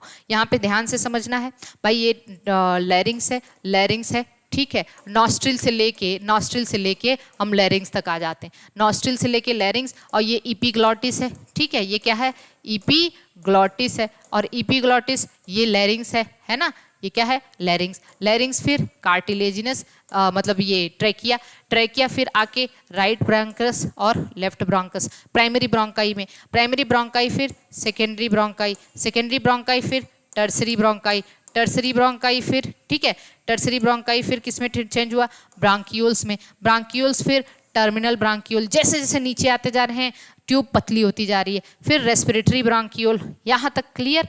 तो नॉस्ट्रिल से लेके रेस्पिरेटरी ब्रांकियोल तक, नॉस्ट्रिल देखिए ये पूरा का पूरा क्या है, रेस्पिरेटरी ट्री है, ये पूरा का पूरा क्या है, रेस्पिरेटरी ट्री है। और रेस्पिरेटरी ट्री में दो जोन होते हैं, एक कंडक्टिंग जोन, कंडक्टिंग जोन का मतलब बस जो एयर का कंडक्शन करते हैं, एयर का कंडक्शन करते हैं, और दूसरा एक्सचेंज जोन, एक्सचेंज जोन का मतलब जहाँ पे एक्चुअल में गैसेस एक्सचेंज होता है। तो एक्सचेंज जोन किस में होगा, एल्वियोलस, ये एल्वियोलाई जो है एल्वियोलर डक्ट, ठीक है, ये है पूरा का पूरा एक्सचेंज जोन। एल्वियोलर डक्ट से लेके एल्वियोलर सैक से लेके इसके अंदर बहुत सारी एल्वियोलाई हैं, बहुत सारी एल्वियोलाई हैं, ये है पूरा का पूरा एक्सचेंज जोन। लेकिन नॉस्ट्रिल, ये देखो कहाँ से लेके, ये नॉस्ट्रिल से लेके, कंडक्टिंग जोन क्या है, नॉस्ट्रिल से लेके रेस्पिरेटरी ब्रांकियोल तक, रेस्पिरेटरी ब्रांकियोल तक ये क्या है, दिस इज कंडक्टिंग जोन। और ये आप कह लीजिए alveolar duct, alveolar ducts and alveoli and alveoli, ये पूरा एक्सचेंज जोन है। एक्चुअल में एक्सचेंज गैसेस का यहीं पे होता है। और एक चीज याद रखना कि ये ट्रैकिया से लेके जो कार्टिलेजिनस रिंग है, कार्टिलेजिनस रिंग, कार्टिलेजिनस रिंग कहाँ कहाँ प्रेजेंट होता है, तो ये ट्रैकिया से लेके टर्मिनल ब्रांकियोल तक, कहाँ पे, टर्मिनल ब्रांकियोल तक होता है कार्टिलेजिनस रिंग। बाकी उसके बाद respiratory bronchiole, alveolar duct, alveolar sac और एल्वियोलाई में कार्टिलेजिनस रिंग नहीं प्रेजेंट होता है।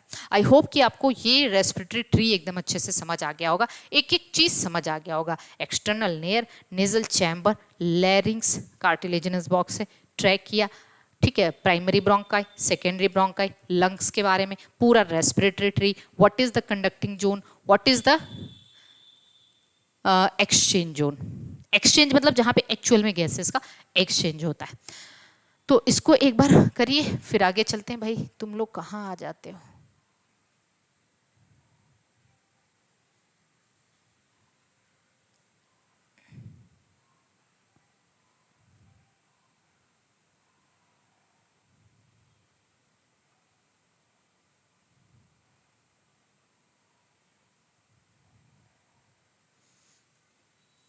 चलिए आइए, अब देखिए यहाँ पे इन रैबिट, रैबिट में क्या बताया हमने, चार, राइट लंग जो होता है वो 4 लोब्ड होता है।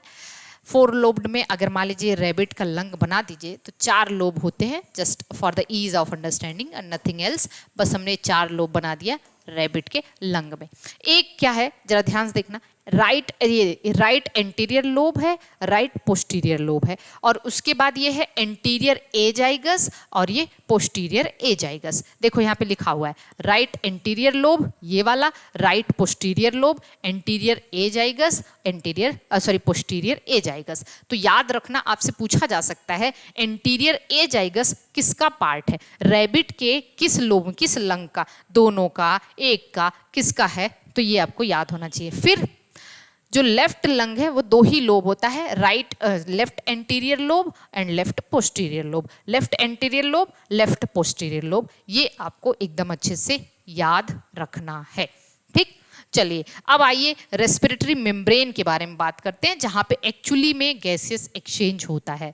जो एक्चुअली में गैसियस एक्सचेंज है उसको हम रेस्पिरेटरी मेम्ब्रेन के नाम जानते हैं, या फिर गैसियस, या फिर हम इसको और किस नाम से जानते हैं, एल्वियोलर मेम्ब्रेन या गैसियस एक्सचेंज जोन के नाम जानते हैं। देखिए एक्चुअली में एक्सचेंज कहाँ से होता है, तो आप कहेंगे कि ये है एक एल्वियोलाई, क्या है, एक एल्वियोलस है, ये एक एल्वियोलस है, ये पल्मोनरी कैपिलरी है ना।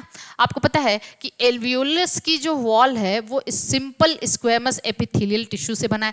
पल्मोनरी मतलब ये ब्लड वेसल है, ब्लड वेसल्स की वॉल भी हमने आपको बताया था कि सिंपल स्क्वेमस एपिथेलियम से बना हुआ है। तो सिंपल, इसका सिंपल स्क्वेमस एपिथेलियम, इसका सिंपल स्क्वेमस एपिथेलियम, और epithelial cells rest upon basement membrane, ये बेसमेंट मेम्ब्रेन पे रेस्ट करती हैं। अगला क्वेश्चन मेरा क्या है, आप समझ गए होंगे, which epithelium do not rest upon basement membrane, which epithelium do not rest upon basement membrane, पहला क्वेश्चन। दूसरा, what is the another name of this, and तीसरा, वेयर इट इज फाउंड। ठीक है, कहाँ पे ये पाए जाते हैं। चलिए ये तीनों बताएंगे आप। अनदर नेम इसका क्या है और ये कहाँ पाए जाते हैं। तो आपको पता है simple squamous epithelium of alveoli, simple squamous epithelium of pulmonary capillary या एंडोथीलियम कह लेते हैं इसको, ठीक है, एंडोथीलियम भी कह देते हैं, क्योंकि हमें पता है कि जो ब्लड की जो सिंपल ब्लड वेसल्स की जो सिंपल एपिथेलियम होती है उसको हम एंडोथेलियम कह लेते हैं। और इन दोनों के बीच का, इन दोनों का बेसमेंट मेम्ब्रेन, इन दोनों का बेसमेंट मेम्ब्रेन, यही तीनों मिलके रेस्पिरेटरी मेम्ब्रेन बनाते हैं। क्या बनाते हैं? Respiratory membrane. क्योंकि एक्चुअल में गैसेस एक्सचेंज कहाँ हो रहा है भाई? एक एल्वियोलस यूनिट, मतलब भाई हमारे पास हमारे पास किडनी है, किडनी का काम है यूरिन प्रोडक्शन, इतनी बात हमें पता है। लेकिन यूरिन हर किडनी के हर एक यूनिट में प्रोड्यूस हो रहा है। किडनी की यूनिट क्या होती है? नेफ्रॉन। तो वो एक नेफ्रॉन यूनिट यूरिन बनाने में रोल, एक एक नेफ्रॉन का रोल है यूरिन बनाने में, है ना।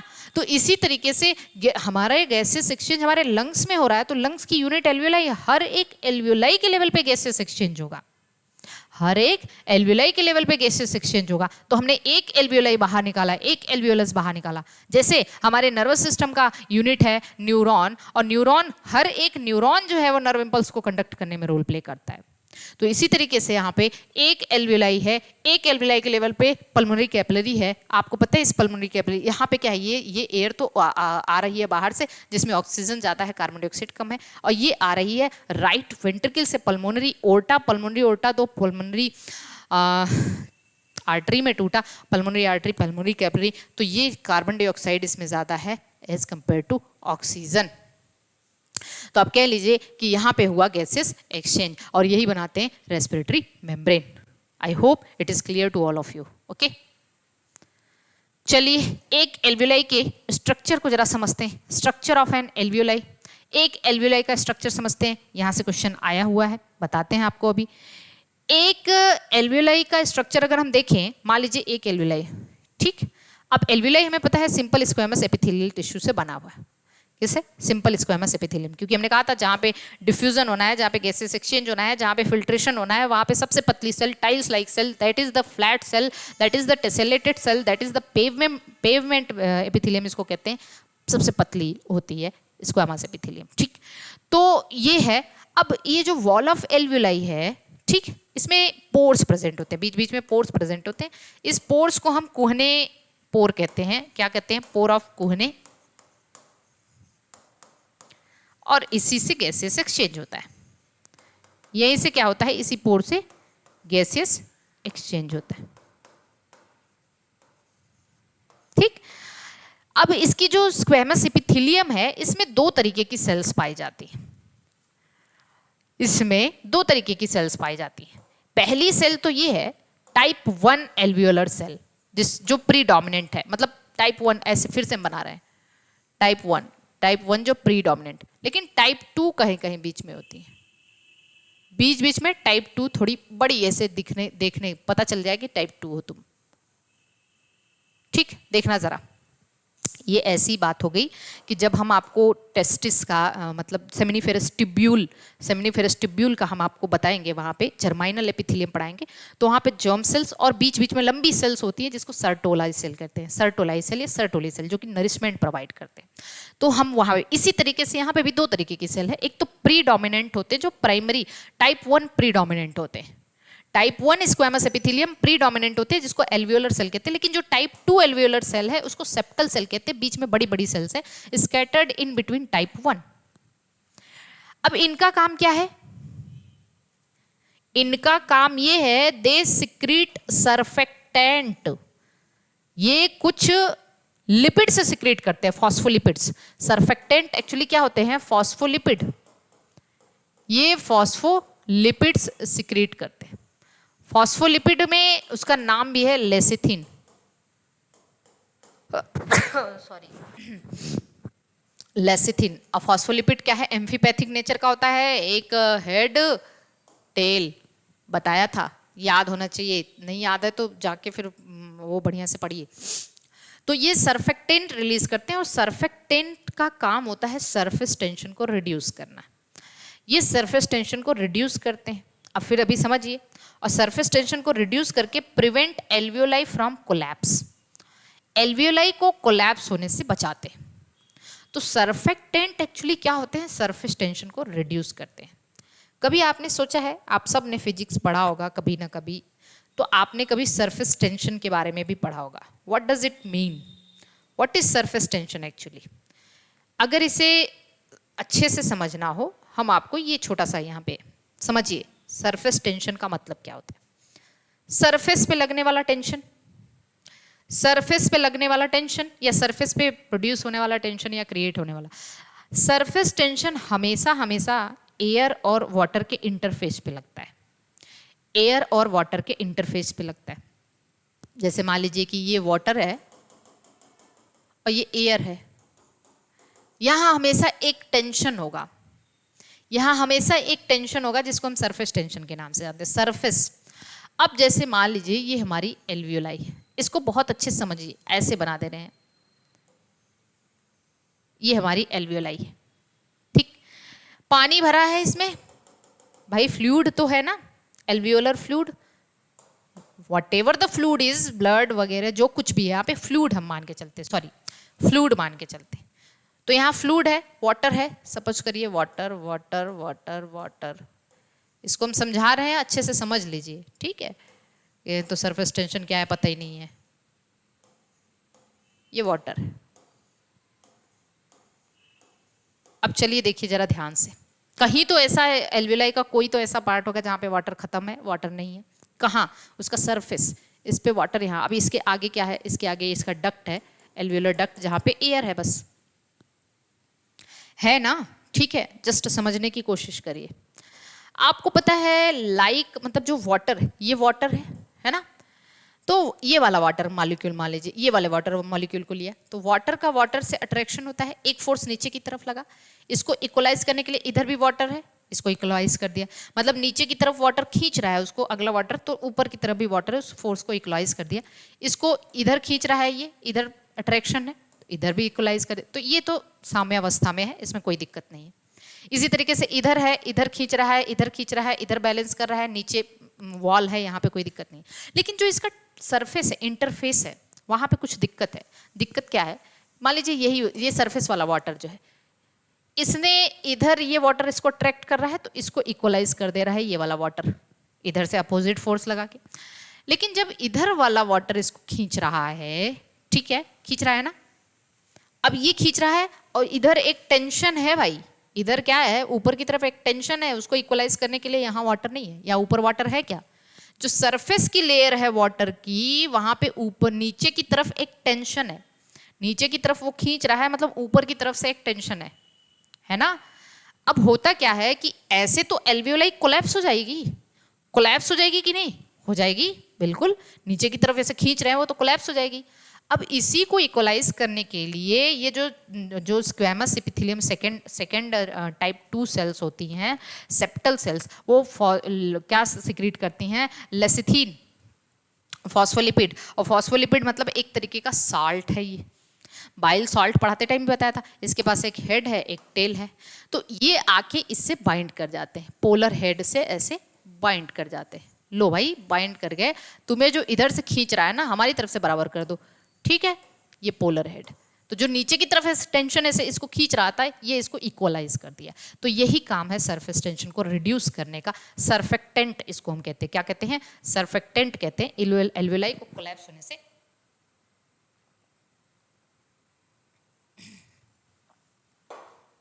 बचाते हैं, ठीक है। एल्वियोलाई को क्या करते हैं, ये कोलैप्स होने से बचाते हैं, ठीक। कोई टेंशन यहाँ तक, ये रही पूरी कहानी। अब आगे आइए जरा,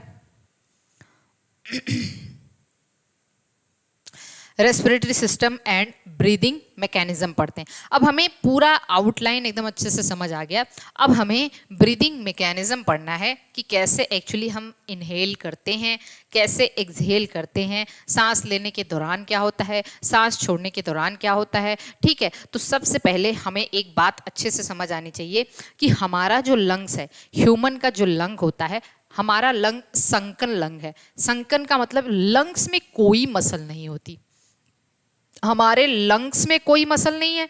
तो लंग्स में अगर कोई मसल है नहीं तो किस तरीके से लंग के अंदर का वॉल्यूम घटता बढ़ता है? भाई वॉल्यूम घटेगा बढ़ेगा तभी तो गैसेस बाहर से अंदर, अंदर से बाहर आएंगी।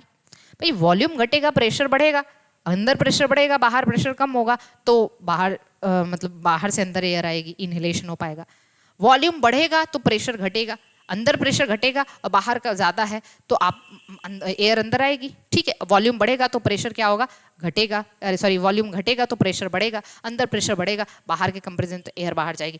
तो कुल मिला के कहने का मतलब है, अगर लंग्स में मसल नहीं है, लंग्स संकन है, ठीक है, इसमें मसल नहीं है, तो कैसे इंट्रा पल्मोनरी प्रेशर चेंज होता है, कैसे लंग्स के अंदर का प्रेशर चेंज होता है, लंग्स का वॉल्यूम कैसे घटता बढ़ता है? तो एक बात ये जानना, हमारा जो लंग है ना, हमारा लंग एक एयर टाइट चैम्बर में पैक होता है, उसको हम थोरेसिक कैविटी के नाम से जानते हैं।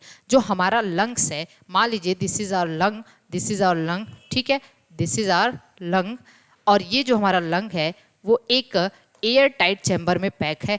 एक एयर टाइट चैम्बर जिसको हमने बताया है, ये एयर टाइट चैम्बर है, ये एयर टाइट चैम्बर है, ठीक है, जिसको हम थोरेसिक चैम्बर के नाम से जानते हैं। ये पूरा एयर टाइट चैम्बर है, बिल्कुल लंग्स को ये क्या किया रहता है, एकदम टाइटली पैक्ड, लंग्स को एकदम क्या किया रहता है, टाइटली कवर किए रहता है। भाई देखिए हमारी बॉडी में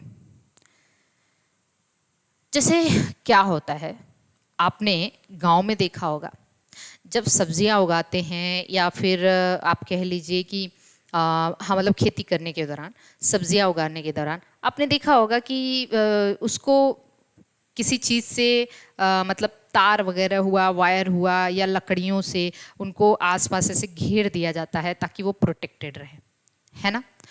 इसी तरीके से हमारी बॉडी में जो हमारा स्केलेटल सिस्टम है, एक तरीके से स्टर्नम है, हमारा वर्टिब्रल कॉलम है, हमारे रिब्स हैं, ये जो पूरा हमारा रिब केज है उसको हम आगे पढ़ाएंगे आपको, उनमें वो पूरा एक कह लीजिए कि एक ये ढाल है, और इस ढाल के अंदर हमारे बहुत सारे वाइटल ऑर्गन है, जैसे हमारा लंग्स है, हमारा लीवर है, हमारा हम कह सकते हैं कि बहुत से ऐसे वाइटल ऑर्गन वहाँ पे प्रेजेंट हैं, ठीक है। तो ये एक ढाल है। इसी तरीके से हमारा लंग अगर पूछा जाए तो हमारा लंग एक थोरेसिक कैविटी के अंदर, थोरेसिक केज के अंदर पैक होता है, और इतना एयर टाइट चैम्बर होता है, ये इतना एकदम जैसे कह सकते हैं कि आप इतना टाइटली पैक्ड होता है कि कोई भी चेंज उस थोरेसिक केज में हुआ, थोरेसिक केज का वॉल्यूम घटा बढ़ा तो लंग्स का भी वॉल्यूम घटता बढ़ता है। मतलब ये इतना टाइट चैम्बर है जिसके अंदर ये लंग है, तो उसका वॉल्यूम, थोरेसिक चैम्बर का वॉल्यूम घटा तो लंग्स का भी वॉल्यूम, लंग्स भी वो घट जाएगा, और थोरेसिक चैम्बर का वॉल्यूम बढ़ा तो लंग्स का भी वॉल्यूम बढ़ जाएगा। समझ रहे हो? अब ये थोरेसिक केज क्या है या थोरेसिक कैविटी क्या है, इसको जरा देख लेते हैं। यही एक थोरेसिक केज है, ध्यान से समझिए, ये है एक थोरेसिक केज, ये थोरेसिक केज है, ये थोरेसिक केज है, ये हमारा डायफ्राम है। आपको पता है इधर हमारा नेक रीजन है, इधर हमारा नेक रीजन है, ये थोरेसिक केज है, ये डायफ्राम है, ये पूरा का पूरा थोरेसिक केज है, ये डायफ्राम है, ये एब्डोमिनल कैविटी है। तो डायफ्राम क्या करता है, हमारे एब्डोमिनल कैविटी को थोरेसिक कैविटी से सेपरेट करता है ना। अब इस थोरेसिक केज में है क्या, एंटीरियर साइड में नेक है, ठीक है, एंटीरियर साइड में नेक है, पोस्टीरियर साइड में डायफ्राम है। इस थोरेसिक केज की बात कर रहे हैं।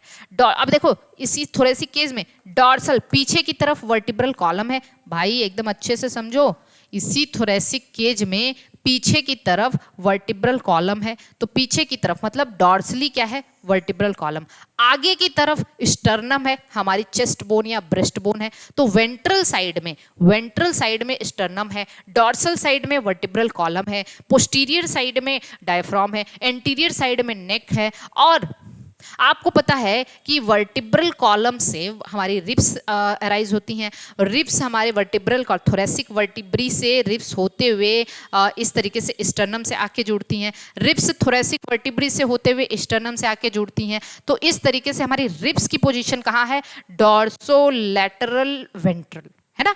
रिब्स की पोजीशन क्या है, डॉर्सोलेटरल वेंट्रल। तो ये देखना पूरे थोरेसिक कैविटी में एंटीरियरली नेक है सामने, ठीक है, पोस्टीरियरली डायफ्राम है, वेंट्रली क्या है, स्टर्नम है, डॉर्सली क्या है, वर्टिब्रल कॉलम है, और डॉर्सोलेटरल वेंट्रल क्या है, रिब्स है। ये हमारा थोरेसिक चैम्बर।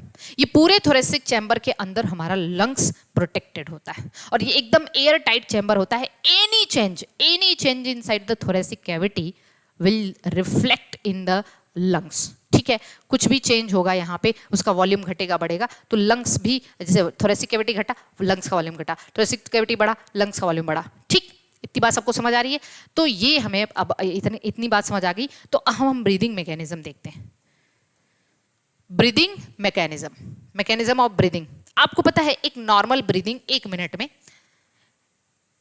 में लगभग हम 12, आज जैसे ऐसे हमारा मन हुआ कि अच्छा हम देखते हैं हम कितना बार सांस लेते हैं 1 मिनट में, तो हमने 14 टाइम्स, लगभग 14 बार। तो कुल मिला के कहने का मतलब 12 से 15 मान के चलते हैं, ये हमारा ब्रीदिंग रेट होता है पर मिनट। हमने यहाँ एक नॉर्मल उसके बेसिस पे 12 टाइम्स लिया है, तो 1 मिनट मतलब 60 सेकेंड में 12 टाइम, ठीक है। तो हमने कह दिया 60 सेकेंड में 12 टाइम, तो हम कह दिए कि एक साइकिल 5 सेकेंड की होती है। एक साइकिल कितने की होती है, 5 सेकेंड की होती है पूरा, मतलब इनहेल करना और एक्सहेल करना 5 सेकेंड में ये प्रक्रिया पूरी होती है, ठीक। तो इस दौरान हम इनहेल भी करते हैं और एक्सहेल भी करते हैं इस 5 सेकेंड में, और जिसमें इनहेलेशन वाली जो प्रोसेस है, सांस लेने वाली प्रोसेस, वो 2 ही सेकेंड की होती है, और जो सांस छोड़ने वाली प्रोसेस है वो 3 सेकेंड की होती है। भाई आप खुद भी अपने महसूस कर लो, सांस हम जल्दी लेते हैं और छोड़ते थोड़ा देर तक है, तो सांस लेने इनहेलेशन या इंस्पिरेशन की प्रोसेस 2 सेकेंड तक होती है और एक्सहेलेशन की प्रोसेस लगभग 3 सेकेंड। और ये इनहेलेशन सांस लेने वाली प्रोसेस एक्टिव प्रोसेस है, क्योंकि एक्टिव का मतलब यहाँ पे मसल्स के कॉन्ट्रैक्शन होते हैं, लेकिन सांस रिलैक्सेशन मतलब छोड़ने वाली जो प्रोसेस है, वहीं पे जो मसल कॉन्ट्रैक्ट हुआ होगा वो रिलैक्स होता है। तो ये पैसिव प्रोसेस है, क्योंकि यहाँ पे रिलैक्सेशन ऑफ मसल होता है। इतनी बात सबको समझ आ रही है। तो ये एक्टिव है, ये पैसिव है, ये कॉन्ट्रैक्शन, ये रिलैक्सेशन, ठीक है। अब आते हैं हम नेक्स्ट। अब मसल्स कौन कौन सी इन्वॉल्व होती हैं during breathing. Muscles involve during breathing. Breathing के दौरान जनरली तीन तरीके की मसल्स इन्वॉल्व होती हैं। Very IMP. ब्रीदिंग के दौरान जनरली 3 तरीके की मसल्स इन्वॉल्व होती है। पहला इंटरकोस्टल मसल, दूसरा फ्रेनिक मसल, ठीक है, तीसरा एब्डोमिनल मसल। Very IMP. हमने कहा कि muscles involve during breathing. Breathing के दौरान कौन कौन सी मसल इन्वॉल्व होती हैं, तो सबसे पहले क्या है, इंटरकोस्टल मसल, दूसरा फ्रेनिक मसल और तीसरा एब्डोमिनल मसल। इंटरकोस्टल मसल कहाँ होती हैं, फाउंड इन बिटवीन रिब्स। ये पसलियों के बीच में होती हैं, रिब्स के बीच में होती हैं। मतलब अब जैसे आपको पता है कि रिब्स हमारे पास 12 पेयर्स होते हैं, और ये रिब्स, और हमारे पास थोरेसिक वर्टिब्री भी 12 पेयर हैं, थोरेसिक वर्टिब्री भी 12 पेयर होते हैं हमारे पास। थोरेसिक वर्टिब्री भी 12 पेयर नहीं, 12 होते हैं थोरेसिक वर्टिब्री। तो रिब्स हमारे थोरेसिक वर्टिब्री से ही पीछे अटैच होते हैं ना। अब 12, जैसे मान लीजिए ये हमारा वर्टिब्रल कॉलम में थोरेसिक वर्टिब्री है, एक रिब इधर एक इधर, ऐसे ऐसे करके कितना है, 12। देखो जरा ध्यान से, अरे यार बनाई ऐसे एकदम ऊट पटांग बना दी एकदम से। मान लो 1 pair, 2 pair, 3 pair, 4 pair, 5 pair, 6 pair, 7 pair, 8 pair, 9 pair, 10 pair, 11 pair, 12 pair. 12 pair ribs हैं, और इन्हीं रिब्स के बीच की जो मसल्स होती हैं उसको हम इंटरकोस्टल मसल के नाम से जानते हैं। आपको पता है ये इंटरकोस्टल मसल भी 2 तरीके के होते हैं। एक होते हैं जो ऊपर की तरफ होते हैं, उसको एक्सटर्नल इंटरकोस्टल मसल कहते हैं। बाहर की तरफ एक्सटर्नल इंटरकोस्टल मसल, एक्सटर्नल। तो कितने होंगे, 12 पेयर रिब्स है और रिब्स के बीच होता है, तो 11 पेयर एक्सटर्नल इंटरकोस्टल मसल। और जो थोड़ा अंदर की तरफ होते हैं उनको हम इंटरनल इंटरकोस्टल मसल कहते हैं, और ये भी 11 पेयर है। तो 11 pair external intercostal muscle, 11 pair internal intercostal muscle, कुल मिला के हमारे पास 22 पेयर इंटरकोस्टल मसल्स हैं। जो कि रिब्स से एसोसिएटेड है। ठीक, दूसरी कहानी है फ्रेनिक मसल की। रेडियल मसल भी कहते हैं। डायफ्राम जो हमने कहा था कि मान लीजिए ये हमारा थोरेसिक केज है, थोरेसिक केज है, और ये हमारा डायफ्राम है, सी शेप्ड ऐसे डायफ्राम है। ये थोरेसिक केज जो है, डायफ्राम से थोरेसिक केज का ये जो लोअर पार्ट है इस तरीके से मसल से जुड़ा होता है। भाई हमारा ये डायफ्राम है और ये जो हमारे थोरेसिक केज से इस मसल से जुड़ा हुआ है उसको हम फ्रेनिक मसल कहते हैं या फिर radial. Phrenic term is related with the diaphragm, याद रखना, phrenic term is related with the diaphragm, तो इसको फ्रेनिक मसल कहते हैं। ठीक, और तीसरा एब्डोमिनल मसल, जो हमारे एब्डोमेन की मसल है वो भी रेस्पिरेशन में इन्वॉल्व होती है, वो भी रेस्पिरेशन में इन्वॉल्व होती है। इतनी बात सबको समझ आ रही है? तो एक बार जरा ध्यान से समझना, muscles involve during breathing, intercostal, phrenic और एब्डोमिनल, तीन तरीके की मसल्स हैं। अब आइए जरा समझते हैं इसको। ब्रीदिंग टाइप्स, कितने तरीके का ब्रीदिंग होता है? तो ब्रीदिंग जनरली एक तो नॉर्मल ब्रीदिंग होती है जो हम सांस ले रहे हैं सांस छोड़ रहे हैं, एक होता है फोर्सफुल ब्रीदिंग, और फोर्सफुल ब्रीदिंग में जनरली फोर्सफुल एक्सहेलेशन आता है। फोर्सफुल एक्सहेलेशन का मतलब ड्यूरिंग कफिंग, स्नीजिंग, भाई कफिंग, खांसी आई आपको तो भी आप फोर्सफुल एक्सहेल कर रहे हैं, इनहेल नहीं कर रहे हैं। स्नीजिंग, छींक आई तो भी आप फोर्सफुली एक्सहेल कर रहे हैं, तो ये हो फोर्सफुल एक्सहेलेशन। लेकिन यहाँ पे कुछ अलग हिसाब किताब है, यहाँ पे कुछ अलग है। अब आप कहोगे फोर्सफुल इनहेलेशन क्यों नहीं बताया मैम? क्योंकि फोर्सफुल इनहेलेशन नॉर्मल इनहेलेशन की तरह ही होता है, उसमें अलग से कोई मसल कॉन्ट्रैक्ट नहीं करती। नॉर्मल इनहेलेशन के दौरान, फोर्सफुल इनहेलेशन आप कब करते हो? केवल एक अनुलोम करते हो तभी आप फोर्सफुली इनहेल करते हो, लेकिन वहां पे कोई अलग से मसल कॉन्ट्रैक्ट रिलैक्स नहीं करती है। लेकिन जो फोर्सफुल एक्सहेलेशन, हम अचानक से अंदर से जो एक्सहेल कर रहे हैं, भाई एक बात बताओ, फोर्सफुल इनहेलेशन आप कह सकते हो कि आप एक वॉल्यूंटरी प्रोसेस है। क्या है? Voluntary process. आप अपने मन से फोर्सफुली इनहेल कर सकते हो। कभी वो इनवॉल्यूंटरी प्रोसेस तो मतलब जब कभी बीमारी हो गई तब तेजी से आप हाँफ रहे हो या सांस ले रहे हो, वो अलग बात है। लेकिन फोर्सफुली एक्सहेल आपके अंदर से एक इनवॉल्यूंटरी प्रोसेस है, स्नीजिंग है, कफिंग है, वो फोर्सफुल एक्सहेलेशन के अंतर्गत आता है ना। अब आप यहाँ पे देखिए, समझिए जरा, नॉर्मल ब्रीदिंग में इनहेलेशन और एक्सहेलेशन दो तरीके के प्रोसेस है, इनहेलेशन और एक्सहेलेशन। इनहेलेशन एक्टिव प्रोसेस है जबकि एक्सहेलेशन पैसिव प्रोसेस है। ठीक है, इनहेलेशन के दौरान contraction of external intercostal muscle and radial muscle, very very IMP। देखो क्वेश्चन तो यहीं से आना है ना, contraction of external intercostal muscle and radial muscle. Exhalation के दौरान इन्हीं दोनों मसल, जो एक्सटर्नल इंटरकोस्टल मसल और रेडियल मसल कॉन्ट्रैक्ट हुई हैं, वही दोनों मसल यहाँ पे रिलैक्स हो जाएंगी। क्या हो जाएंगी? वही दोनों मसल यहाँ पे रिलैक्स हो जाएंगी। ठीक है, फोर्सफुल ब्रीदिंग में हम फोर्सफुल एक्सहेलेशन जो करते हैं ये एक्टिव प्रोसेस है। कैसी है? एक्टिव प्रोसेस है। यहाँ पे contraction of internal intercostal muscle और एब्डोमिनल मसल, यहाँ एब्डोमिनल मसल भी कॉन्ट्रैक्ट करती है। यहाँ पे इनमें पूरी नॉर्मल ब्रीदिंग में एक्सटर्नल इंटरकोस्टल मसल और रेडियल मसल का रोल है। इनहेलेशन के दौरान एक्सटर्नल इंटरकोस्टल मसल कॉन्ट्रैक्ट करेगी और रेडियल मसल कॉन्ट्रैक्ट करेगी। एक्सहेलेशन के दौरान यही दोनों मसल रिलैक्स हो जाती हैं। लेकिन जो फोर्सफुल एक्सहेलेशन है उसके दौरान इंटरनल इंटरकोस्टल मसल का कॉन्ट्रैक्शन होता है और एब्डोमिनल मसल का कॉन्ट्रैक्शन होता है। याद रखना, ये एक्सहेलेशन हमने लिखा है लेकिन फिर भी यहाँ पे मसल का कॉन्ट्रैक्शन हो रहा है, इसलिए ये एक एक्टिव प्रोसेस है। इतनी बात आपको अच्छे से समझ आनी चाहिए। अब हम एक डायग्राम के सहारे आपको समझाने की कोशिश करते हैं। चलिए, डायग्राम सेक्शन हमने यहाँ पे छोड़ा हुआ है, इसके सहारे हम आपको समझाने की कोशिश करते हैं। जस्ट समझिए, ये है हमारा डायफ्राम।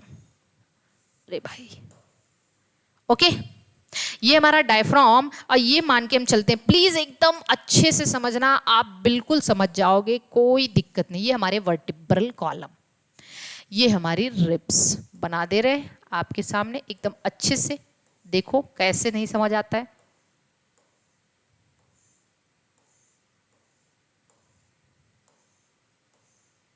हम ये मान के नहीं चल रहे कि हम आपको 12 पेयर ही बना के दिखाएंगे, बस हमने आपको इस तरीके से बना के दिखा दिए। 12 पेयर होती है, कुछ हमने आपको यहाँ पे बनाया हुआ है।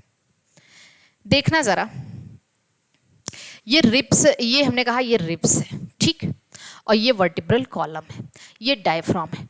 डायफ्राम की मसल्स जो कि हमारे थोरेसिक केज से जुड़ी होती है, इसको हम फ्रेनिक मसल या रेडियल मसल से जुड़ी होती है। ओके, इस तरीके से होता क्या है। सबसे पहले इंस्पिरेशन के दौरान, मतलब इनहेलेशन के दौरान, सबसे पहली प्रोसेस होती है कॉन्ट्रैक्शन ऑफ रेडियल मसल। आप प्लीज एकदम अच्छे से समझना क्या होता है कॉन्ट्रैक्शन ऑफ रेडियल मसल। जब रेडियल मसल का कॉन्ट्रैक्शन होता है, ये रेडियल मसल कॉन्ट्रैक्ट की, आप बताओ जब रेडियल मसल ऐसे कॉन्ट्रैक्ट डायफ्राम से जुड़ी हुई है, मसल कॉन्ट्रैक्ट करती है, हमारा डायफ्राम डोम शेप्ड होता है, ऐसे थोड़ा डोम शेप्ड दिख रहा है। और जैसे ही रेडियल मसल कॉन्ट्रैक्ट की, डायफ्राम ऐसे फ्लैट हो जाएगा। जब डायफ्राम फ्लैट हो जाएगा तो आप बताओ हमें कि ये जो हमारा थोरेसिक केज है उसका वॉल्यूम बढ़ा कि नहीं? किस एक्सिस में बढ़ेगा? एंटीरियो पोस्टीरियर एक्सिस में बढ़ेगा कि नहीं बढ़ेगा? एंटीरियो पोस्टीरियर एक्सिस में बढ़ेगा। पहला चीज समझ आ गया? बताओ आप, रेडियल मसल कॉन्ट्रैक्ट की, diaphragm become flat, the volume of thoracic cage increases in anterior posterior axis. Now come to the next क्या यहाँ पे कॉन्ट्रैक्ट होता है? कॉन्ट्रैक्शन ऑफ, पहले एक समझ आ गया, contraction of external intercostal muscle. Ribs के बीच में एक्सटर्नल इंटरकोस्टल बाहरी मसल कॉन्ट्रैक्ट करेगी। जब रिब्स की बाहरी मसल कॉन्ट्रैक्ट करेगी तो क्या होगा? रिब्स थोड़ा सा ऊपर की तरफ और बाहर की तरफ, थोड़ा सा ऊपर की तरफ और बाहर की तरफ, थोड़ा ऊपर थोड़ा बाहर, है ना? तो क्या होगा? क्योंकि एक्सटर्नल इंटरकोस्टल मसल कॉन्ट्रैक्ट की है, तो रिब्स एक्सटर्नल साइड में तो थोड़ा सा ऊपर, अपवर्ड एंड आउटवर्ड। जब रिब्स, आप देखो रिब्स थोड़ा सा अपवर्ड और आउटवर्ड गया तो भी volume of thoracic cage increases in dorsoventral axis में ये वॉल्यूम बढ़ा। ऐसे मान लीजिए ये हमारा डॉर्सल, ये ठीक, डॉर्सो वेंट्रल एक्सिस में बढ़ा, ठीक। तो वॉल्यूम दोनों के कॉन्ट्रैक्शन से, एक के एंटीरियर पोस्टीरियर, मतलब रेडियल मसल के कॉन्ट्रैक्शन से एंटीरियर पोस्टीरियर एक्सिस में, और उसके एक्सटर्नल इंटरकोस्टल मसल के कॉन्ट्रैक्शन से क्या हुआ? वॉल्यूम इंक्रीज हुआ। किसमें? आप देखो यहाँ पे, यही है डायग्राम को हम ऐसे बना देते हैं। ये पहले ये नॉर्मल पोजीशन है किसकी, और अब ये पोजीशन ऐसे हो गई। ये डायग्राम आप बना लेना, ठीक है ना? चलो, और ये नॉर्मल पोजीशन है किसकी? रिब्स की। सपोज करो ये थोड़ा सा ये बाहर की तरफ आया रिब्स थोड़ा बाहर की तरफ और ऊपर की तरफ, ये केस हुआ। आप कहेंगे कि ये डायफ्राम है जिसको हम ए मान लेते हैं, ए इसकी नॉर्मल पोजीशन थी और इसको A1 मान लेते हैं, ठीक। ये रिब्स की पोजीशन थी बी, नॉर्मल बी, और इसको अब हम B1 मान लेते हैं, ठीक है, B1 मान लेते हैं। यहां तक कोई दिक्कत नहीं है? तो बताओ अब क्या हुआ? दोनों की वजह से वॉल्यूम किसका बढ़ा? दोनों की कॉन्ट्रैक्शन की वजह से वॉल्यूम बढ़ गया थोरेसिक केज का, और इसकी वजह से वॉल्यूम बढ़ा, लंग्स का वॉल्यूम बढ़ा, और लंग्स का वॉल्यूम बढ़ा तो प्रेशर घट गया भाई। पीवी इज कांस्टेंट, आपको पता ही होगा, बॉयल्स लॉ पढ़ते हैं सब लोग, ठीक। तो आपको पता है कि अगर लंग्स का वॉल्यूम बढ़ा तो उसके अंदर का प्रेशर घट गया, इंट्रा पल्मोनरी प्रेशर घट गया। लंग्स का वॉल्यूम बढ़ा तो इंट्रा पल्मोनरी प्रेशर घट गया, और जब इंट्रा पल्मोनरी प्रेशर घट गया, अंदर का प्रेशर घट गया और बाहर एटमॉस्फेरिक प्रेशर ज्यादा है, तो air will come from atmosphere to lungs, and this is inhalation. ये क्या है? इनहेलेशन है। जब हमने इनहेल कर लिया, अब मसल कॉन्ट्रैक्ट हुई थी, अब मसल रिलैक्स होंगी। रिलैक्स का मतलब जो इस पोजीशन में, पहले इस पोजीशन में आई थी, अब फिर से ये फ्रेनिक मसल जो कॉन्ट्रैक्ट की थी वो रिलैक्स होगी, तो वापस से ये फिर से ये डोम शेप्ड हो जाएगा। ये मसल कॉन्ट्रैक्ट की थी एक्सटर्नल इंटरकोस्टल मसल, ठीक है, एक्सटर्नल इंटरकोस्टल मसल ये कॉन्ट्रैक्ट की थी, तो रिब्स इधर गया था, रिब्स और स्टर्नम थोड़ा बाहर की तरफ गए थे, अब ये वापस से ऐसे आ जाएंगे। तो जो वॉल्यूम पहले थोरेसिक केज का वॉल्यूम बढ़ा था, लंग्स का वॉल्यूम बढ़ा था, तो प्रेशर उसके अंदर घटा था, वही वापस से नॉर्मल आ जाएंगे। जब वो वापस से नॉर्मल आ जाएंगे तो प्रेशर फिर वहां पे बढ़ जाएगा। प्रेशर, क्योंकि वॉल्यूम घटेगा तो प्रेशर बढ़ जाएगा, प्रेशर बढ़ेगा तो एयर अंदर से बाहर चली जाएगी, अंदर से बाहर, तो ये एक्सहेलेशन। तो इनहेलेशन और एक्सहेलेशन तो हमने बता दिया आपको, ठीक है, लिखा हुआ भी एकदम अच्छे से, अभी इसको समझाते भी आपको। दूसरी चीज अब क्या होने जा रही है, फोर्सफुल एक्सहेलेशन। इसी डायग्राम में बताते हैं, जब हमें अचानक से छींक आती है, जब अचानक से हमें खांसी आती है स्नीजिंग और कफिंग के दौरान, फोर्सफुल एक्सहेलेशन हम करते हैं, तो उस दौरान अब यहाँ पे इंटरनल इंटरकोस्टल मसल का कॉन्ट्रैक्शन होता है और एब्डोमिनल मसल। खांसते तो हमें एब्डोमेन में जो हमारे ऑर्गन्स है ना, पेट दर्द होने लगा, खांसते खांसते पेट दर्द होने लगा। उसका रीजन क्या है, ये मसल बार बार कॉन्ट्रैक्ट करती है, एब्डोमेन की मसल कॉन्ट्रैक्ट करती है, तो भाई फटीग होगी ना, मसल फटीग। मसल फटीग किसकी वजह से होता है, due to deposition of lactic acid, तो फटीग हो जाता है, तो पेट दर्द होने लगता है। अब जैसे हमने अचानक से छींका, ठीक, छींकते रहे सर्दी जुकाम के दौरान, उस दौरान क्या होता है, उस दौरान ये एब्डोमिनल मसल, मतलब एब्डोमेन की मसल, ये एब्डोमेन है, एब्डोमेन की मसल कॉन्ट्रैक्ट करेगी तो ऑर्गन्स थोड़ा ऊपर आ जाएंगे। एब्डोमेन में जो ऑर्गन है वो थोड़ा ऊपर आ जाएंगे, और जब एब्डोमेन में थोड़ा ऑर्गन ऊपर आएंगे तो उस दौरान क्या होगा, ये डायफ्राम, ये एब्डोमेन है, थोड़ा ऊपर ऑर्गन ऊपर आए तो डायफ्राम पहले डोम शेप्ड था, ये मोर डोम शेप्ड हो जाएगा और ऊपर चला जाएगा डायफ्राम ऐसे। अब इसको हम A2 मान लेते हैं, ठीक है। अब देखो जरा, डायफ्राम और थोड़ा, क्योंकि एब्डोमेन की मसल कॉन्ट्रैक्ट की, ऑर्गन थोड़ा ऊपर आ गए और ऑर्गन ने धक्का मारा डायफ्राम को, डायफ्राम थोड़ा और ऊपर, डायफ्राम थोड़ा और ऊपर, तो क्या हुआ, एंटीरियर पोस्टीरियर एक्सिस में वॉल्यूम नॉर्मल से भी कम हो गया। नॉर्मल तो ये था, नॉर्मल से भी कम हो गया वॉल्यूम थोरेसिक कैविटी का, तो लंग्स का भी वॉल्यूम कम होगा। प्रेशर अब नॉर्मल से ज्यादा बढ़ने वाला है ना, नॉर्मल से ज्यादा प्रेशर बढ़ेगा तभी तो फोर्सफुल्ली एयर बाहर जाएगा, समझ रहे हो। फिर क्या हुआ, अब इस दौरान एक्सटर्नल नहीं, अंदर की मसल, रिब्स के अंदर वाली मसल कॉन्ट्रैक्ट करेंगी, कौन, इंटरनल इंटरकोस्टल मसल। जब इंटरनल इंटरकोस्टल मसल कॉन्ट्रैक्ट करेंगी तो रिब्स को अंदर खींचेंगी, वो अंदर खींचेंगी इनवर्ड, और रिब्स पहले यहां था, अब ये अंदर आ जाएगा, थोड़ा और अंदर आएगा। अब देखो, अब इसका वॉल्यूम, ये इसको हमने B1 माना था, इसको हम B2 मान ले लेते, इधर आ गया, ये पहले इधर था, अंदर आ गया और रिब्स थोड़ी और अंदर आई, तो volume of thoracic cage in dorsolateral axis और घट जाएगा। देखो, एंटीरियर पोस्टीरियर एक्सिस घटा था, डॉर्सोवेंट्रल और भी घट गया, तो इस तरीके से थोरेसिक केज का वॉल्यूम बहुत घटेगा और लंग्स का वॉल्यूम भी बहुत घट जाएगा, उसके अंदर का प्रेशर बहुत ज्यादा बढ़ जाएगा, इंट्रापल्मोनरी प्रेशर बहुत ज्यादा बढ़ जाएगा, और प्रेशर जब बहुत ज्यादा बढ़ेगा तो फोर्सफुल्ली एयर बाहर आएगी, है ना। यही कहानी है पूरा का पूरा, आप इसे अच्छे से समझ सकते हो, ये डायग्राम आप बना भी सकते हो, ठीक है। हमने क्या लिखा है इसको आप लिख भी लीजिए, what is A, A is the position of, normal position of diaphragm, normal position of diaphragm, diaphragm की नॉर्मल पोजीशन है ए, ठीक। व्हाट इज A1, A1 क्या है, डायफ्राम डोम शेप्ड से फ्लैट हुआ, नॉर्मल पोजीशन क्या है, डोम शेप्ड, डोम शेप्ड या नॉर्मल शेप, है ना। A1 क्या है, position of diaphragm, position of diaphragm during inhalation, ठीक। व्हाट इज A2,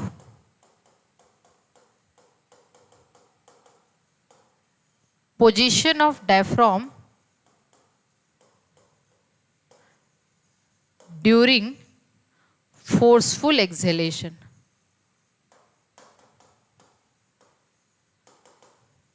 ठीक। इसी तरीके से B क्या है, position of ribs and sternum normal, position of ribs and sternum normal या नॉर्मल पोजीशन है उसकी। व्हाट इज B1, B1 बाहर की तरफ, position of ribs and sternum during inhalation. What is B2, position of ribs and sternum during forceful acceleration, अंदर की तरफ आ गए। ये कहानी है। आई होप कि आपको एकदम अच्छे से समझ आ गया होगा। एक बार देख लीजिए, इसको देख लीजिए एक बार।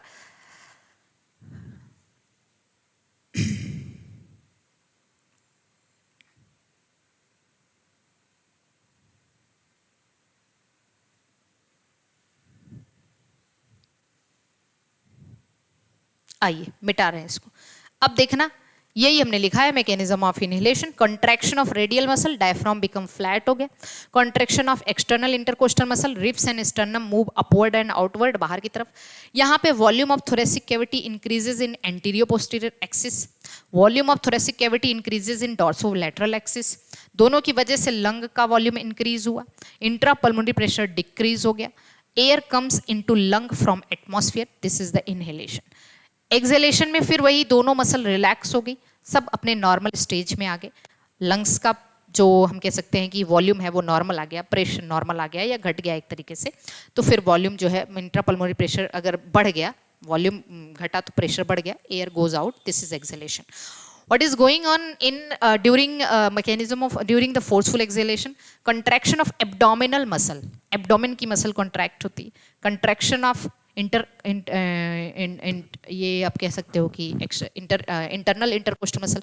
एब्डोमिनल मसल कॉन्ट्रैक्ट करेगी तो डायफ्राम मोर डोम शेप्ड हो जाएगा, क्योंकि ऑर्गन्स ऊपर आ जाएंगे, खिंच जाएंगे, डायफ्राम को धक्का मारेंगे, वो मोर डोम शेप्ड हो जाएगा। और तो volume of thoracic cavity decreases more in anterior posterior axis and contraction of internal intercostal muscle होगा तो ribs sternum inward and downward आ जाएगा, तो volume of thoracic cavity decreases in dorsoventral axis। और दोनों की वजह से lung volume of lung decreases more and intrapulmonary pressure increases more and air goes out of lungs forcefully, this is the forceful exhalation। आपने कभी सुना है जो प्रेग्नेंट लेडीज होती हैं उनको सांस लेने में दिक्कत होती है, ऐसा क्यों? उनमें कभी रेडियल मसल का कॉन्ट्रैक्शन नहीं हो पाता। जब जैसे जैसे प्रेगनेंसी स्टेज बढ़ती जाती है, वहाँ पे केवल और केवल हम कह दें इंटरकोस्टल मसल के कॉन्ट्रैक्शन ही हो पाते हैं, क्योंकि भाई जो बेबी की वजह से उसका जो हम कह सकते हैं कि ये जो बेबी की वजह से आप कहेंगे कि ये डायफ्राम हमेशा फ्लैट हो ही नहीं पाता, वो हमेशा डोम शेप्ड ही रहता है, फ्लैट हो ही नहीं पाता है डायफ्राम, है ना। इसलिए उनको टाइम टाइम पे जो है ब्रीदिंग डिफिकल्टी भी होती रहती है। तो इस वजह से आप कहेंगे कि डायफ्राम हमेशा कैसा रहता है, एंटीरियर पोस्टीरियर एक्सिस में वॉल्यूम थोरेसिक कैविटी का नहीं बढ़ पाता, ठीक है, जनरली ओके, या बहुत कम कह सकते हैं। तो उसका रीज़न यही है कि एब्डोमेन तो पूरा भरा हुआ है और वो डायफ्राम पे धक्का लगा है, डायफ्राम फ्लैट होगा कहाँ, जगह तो रहेगी तब तो फ्लैट होगा।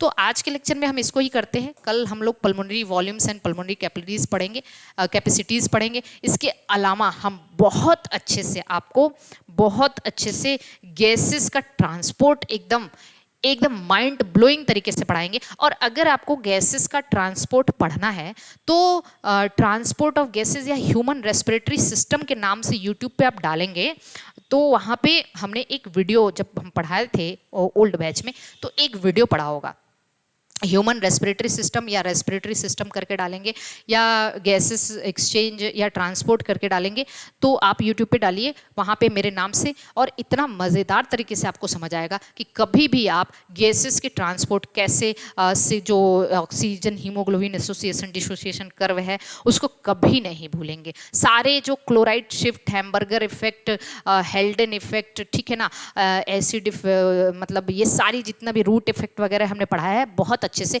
अगर आपके अंदर क्यूरियोसिटी है, कल तक का वेट नहीं करना है, आज ही पढ़ना है उसे, तो आप यूट्यूब पे एक बार सर्च करना, उसे देख लेना, फिर कल हम खुद उसको पढ़ाएंगे आपको नोट के साथ, ठीक है। तो हमारा जो स्ट्रेटजी है आपके लिए, हम बेहतर ही करने की कोशिश करते हैं हमेशा। हमने एक नोट एकदम आपके लिए एकदम शॉर्ट, बस एक छोटा सा और लेक्चर होगा, रेस्पिरेटरी सिस्टम खत्म। सर्कुलेटरी सिस्टम हमने पूरा ही सर्कुलेटरी सिस्टम आपको ऐसे ही 2 लेक्चर में पढ़ाया, ऐसे डाइजेस्टिव सिस्टम भी 2 लेक्चर में, तो इस तरीके से रेस्पिरेटरी सिस्टम भी खत्म हो जाएगा। एक्सक्रीटरी, अच्छा एक चीज़ अगर हम देखें कि हमारे पास क्या क्या बचा है सिलेबस में, तो सिलेबस में क्या बचा है, ये हमारे पास कहाँ होना चाहिए, आपके पास है सिलेबस, आप एक बार ज़रा सिलेबस पे आइए, जो सिलेबस हमने प्रोवाइड किया है उस पे आइए ज़रा। जो सिलेबस हमने प्रोवाइड किया है उस सिलेबस पे आइए ज़रा, तो एक बार देख लेते हैं, सिलेबस चेक कर लेते हैं कि हमने क्या क्या पढ़ा है, क्या क्या छोड़ा है। ठीक है, 90 डेज क्रैश कोर्स का जो सिलेबस आपको प्रोवाइड किया गया है उसको देख लेते हैं।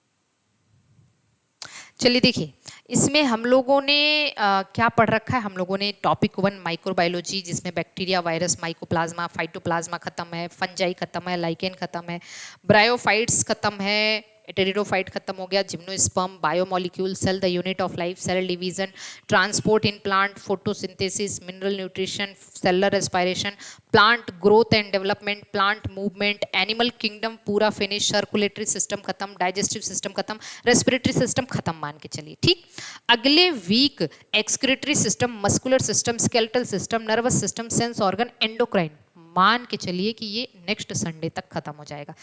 फिर बचा क्या इधर, एक हफ्ते बाद अगर जब हम अगले संडे के बाद मिलेंगे तो हमारे पास human reproduction, embryonic development, reproductive health, plant morphology, plant taxonomy, plant families, embryology, anatomy, genetics, molecular evolution, ये बचा है। बाकी हमने इकोलॉजी खत्म हो चुका है, एनिमल टिश्यू खत्म हो चुका है, उसके बाद immunology, economic botany, animal behaviour, biotechnology, इतनी चीज़ें बची। तो बहुत सी चीज़ें हम लोगों ने कवर कर ली हैं और अगले वीक तक तो हम लोग टॉपिक लगभग 25 पहुंच जाएंगे। फिर उसके बाद 25 के बाद 14 टॉपिक बच रहा है, जिसमें 2 ऑलरेडी खत्म है, इन इकोलॉजी, एनवायरनमेंट और एनिमल टिश्यू ऑलरेडी खत्म है। हमारे पास 12 से 13 टॉपिक बचेंगे, उसको भी फटाफट खत्म करेंगे। ठीक है, तो कुल मिला के आपका साथ साथ संडे रिवीजन भी चल रहा है, रैंडम क्विज भी चल रहा है, आपके टेस्ट भी चल रहे हैं, आपका कोर्स भी चल रहा है, आपका रिवीजन चल रहा है, सब कुछ हो रहा है। तो आप परेशान मत होइए, आप बस पढ़ाई करिए। ओके।